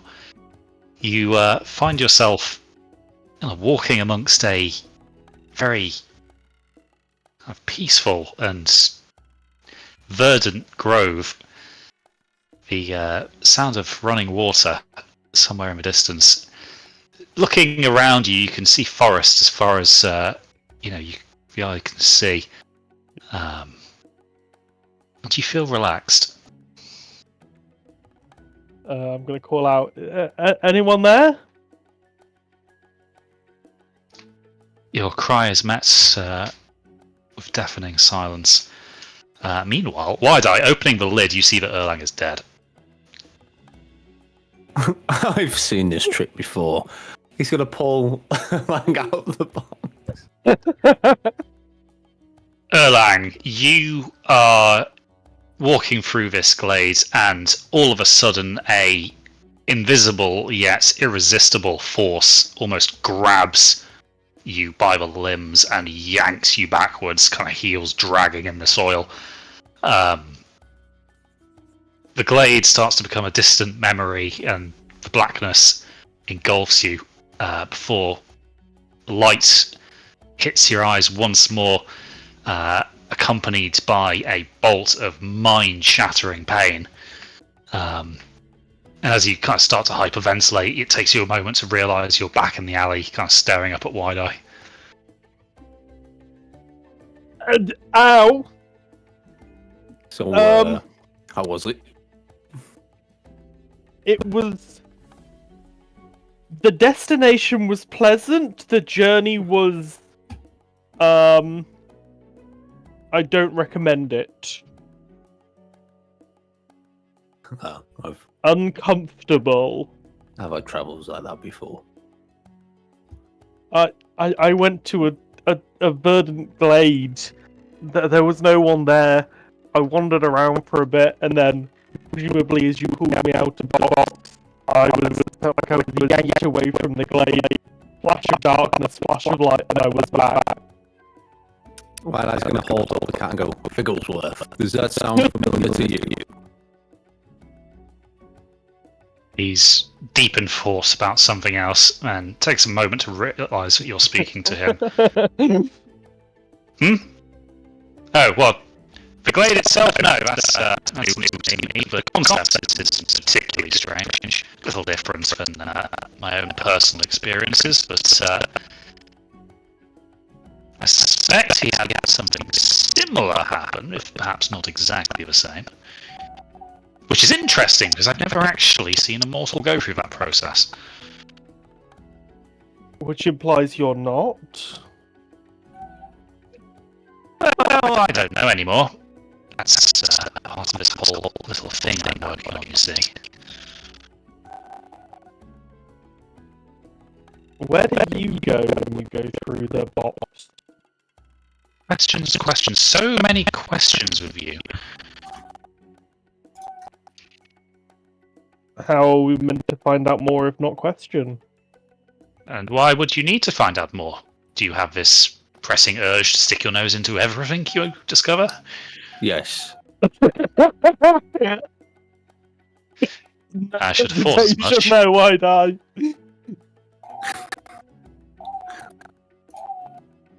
I don't know, maybe he's trying to say maybe there was something else that you were in the middle of before you got sidetracked. I've never felt that situation before, but it feels like I died, woke up somewhere else, died again, and came back here. As I'm sure you're aware, it's not particularly pleasant, and I'm interested to know what actually happened, to know whether it's worthwhile doing again in the future or writing off forever.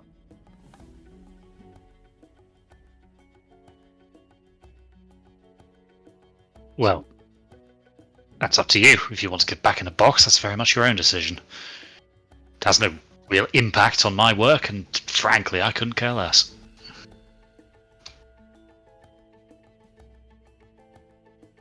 White Dice can look at Erlang and be like, are we supposed to be doing anything right now? I am going to spend a few minutes nursing a headache.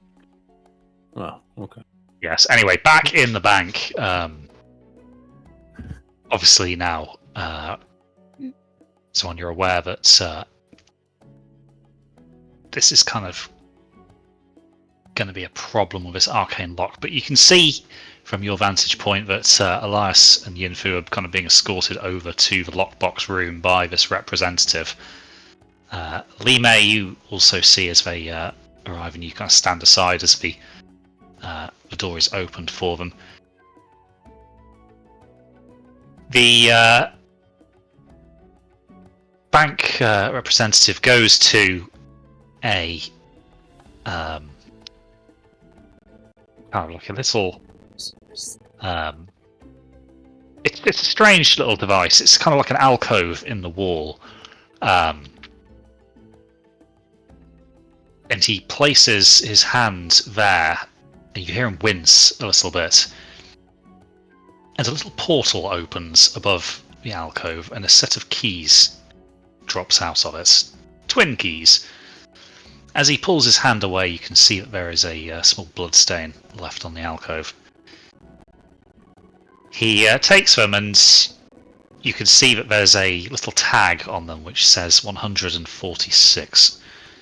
He leads you over to a box with a corresponding number, and with both keys, he unlocks that door.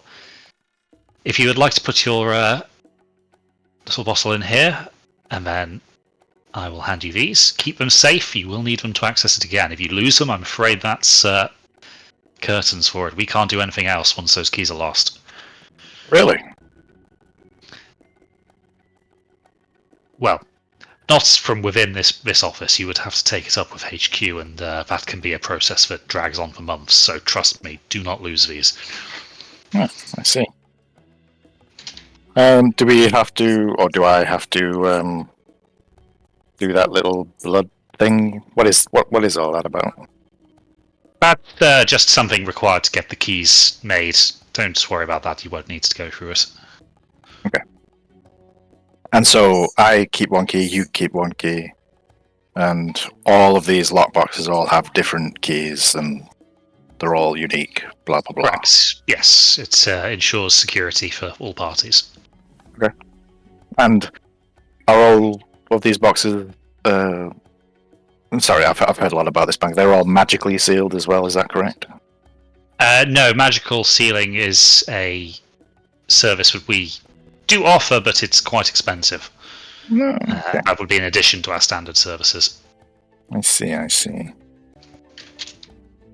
Well, maybe that's something I'll look to in future. But for now, I think the standard service should do the trick. And I'll just sort of like look around the room. It's like, aside from just the walls of lockboxes, is there anything else in the room and the alcove? No, that's all you can see. Did they do like big boxes, little boxes, and all sorts of Double things? boxes? A few different sizes. How big is the biggest box?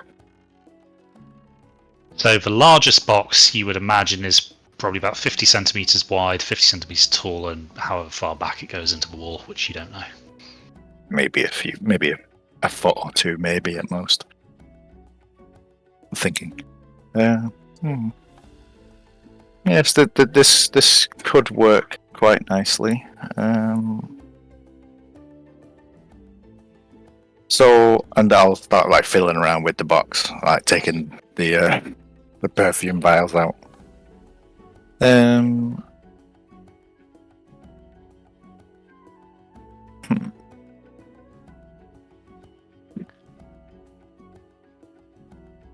Okay, so he watches patiently as you do that. Have I let you smell these perfumes, and I'll take the one with the red ribbon on it while I spray him in the face. Alright, so con save for this. Oh, I don't know why I'm rolling as Pascal. But either way, it doesn't matter. So he fails that one. And collapses asleep. No one other than obviously people saw us walk across the lobby, but it was only Lee May that was outside the door. The other guard, there was no other guard, was there? No, he was gone at this point.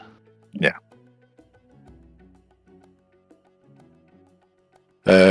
Become poisoned for 8 hours. The poisoned creature is unconscious. The creature wakes up if it takes damage or if another creature takes an action to shake it awake. Okay. So there isn't even like, you know, a desk or a table or anything in this room to like hide him behind? There are like rows of lockboxes which you could do it so that like from a glance at the door. Oh right, so like they jut out into like the middle of the room. Yeah. Right, like okay. shelves or something. Well, yeah. Okay, right. I'll start like dragging him down to like the very back row. Hopefully out of sight of anyone that might come in. And then I'll take the keys that he's just given me and I'll check his pockets and what have you, see if he's got any other keys or any such. Anything else?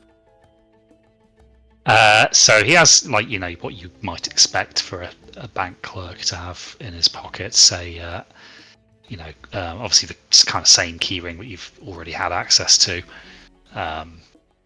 A couple of, you know, bits of parchment with various, like, little, obviously important to him, not so much to you, bits of information on, just regarding, you know, things that he might need to know at a pinch, like, you know, the interest rates that the bank are willing to offer for certain levels of funding. Nothing that really gives anything away. No. Okay. Useless. I'll stuff everything back into his pockets except for the keys, and I'll take those. Is he wearing a uniform? He is, yeah. It's a little smarter than the Teller's uniform. Clearly to denote his status as one of his representatives. That might be a little bit too suspicious.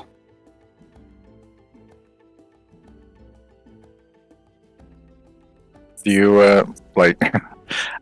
Yidfu, how advanced is your disguise kit? Could you make me look like him? Or is that too much? Probably too much, I think. Okay. I could probably get you close enough that at a glance it would be okay, but yeah, I think anyone who's gonna know that, yeah. like either in proximity or who knows him really well, yeah. How many other like workers were in those offices when we were in there? So in a representative's office there are perhaps a couple of others. Right, yeah, it's not worth it. It's not worth trying, I don't think. Okay. Cool. I'm just gonna go back to the door. Like, slowly, like, open it. Check that Lee May's still by herself. Is she? Yep, still on her own for the time being. Right, I'm just gonna whisper to her. We've knocked him out. I've got his keys. Okay, it's box 64. That's What? the box number. What's the box number? 64. What's in box 64? I think that's the key to... No, well, I don't know what's... Well, but we think that it's the key to the vault. Holy shit, really? Okay. We think. Okay. Well, we're gonna need these to get it open. It's got an arcane lock as well. Shit. We're gonna need Erlang to get it open. He was a gecko on the outside of the windows of the representatives' offices. And as as Elias is saying this to Lee May, it just strikes him just how peculiar of a sentence that is. Erlang was a gecko and he was crawling on the window outside the representative's office, but I don't know where he is now. Right. Can you? I'm sort of struggling at this point. I can't break an arcane lock. I don't have the magic for it. Right. Okay. We need Erlang. Okay. I could say I'm going outside for some fresh air. And Get look him. for maybe, possibly. Oh wait, shit! I've got Lynn patrolling outside the building. Oh my god. I'll quickly see if I can flick to her eyes and see if I can spot a gecko crawling around or Erlang. So you'd be able to spot Erlang from your vantage point above the alleyway. You spot Erlang just as he's dead in a box.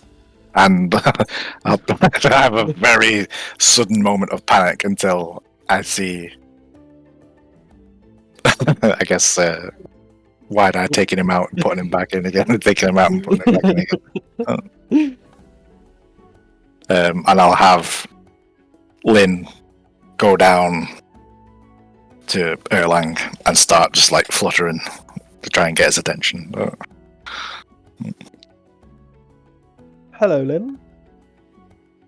Let's have her like turning her head and looking towards the bank, and fluttering. I see. I am not sure I'll be able to get into the area you are. I'll just look back at the bank and start fluttering. Just, I can't say anything else without really, yeah. And then I'll cut back to Elias and I'll say to Lynn, I've tried to get Erlang's attention to get him to come back in. Do you think you could get him into this room? I can try. It depends on the other guard, really. Where is he? Where's the other guard? He's gone on lunch, so he may be in the break room. Oh shit, we need to be quick then. Right, and at that suspenseful moment, I think we probably need to wrap this up as we're getting very close to thinking. 11, and probably want to give this a bit more attention than just rushing it through for the sake of it.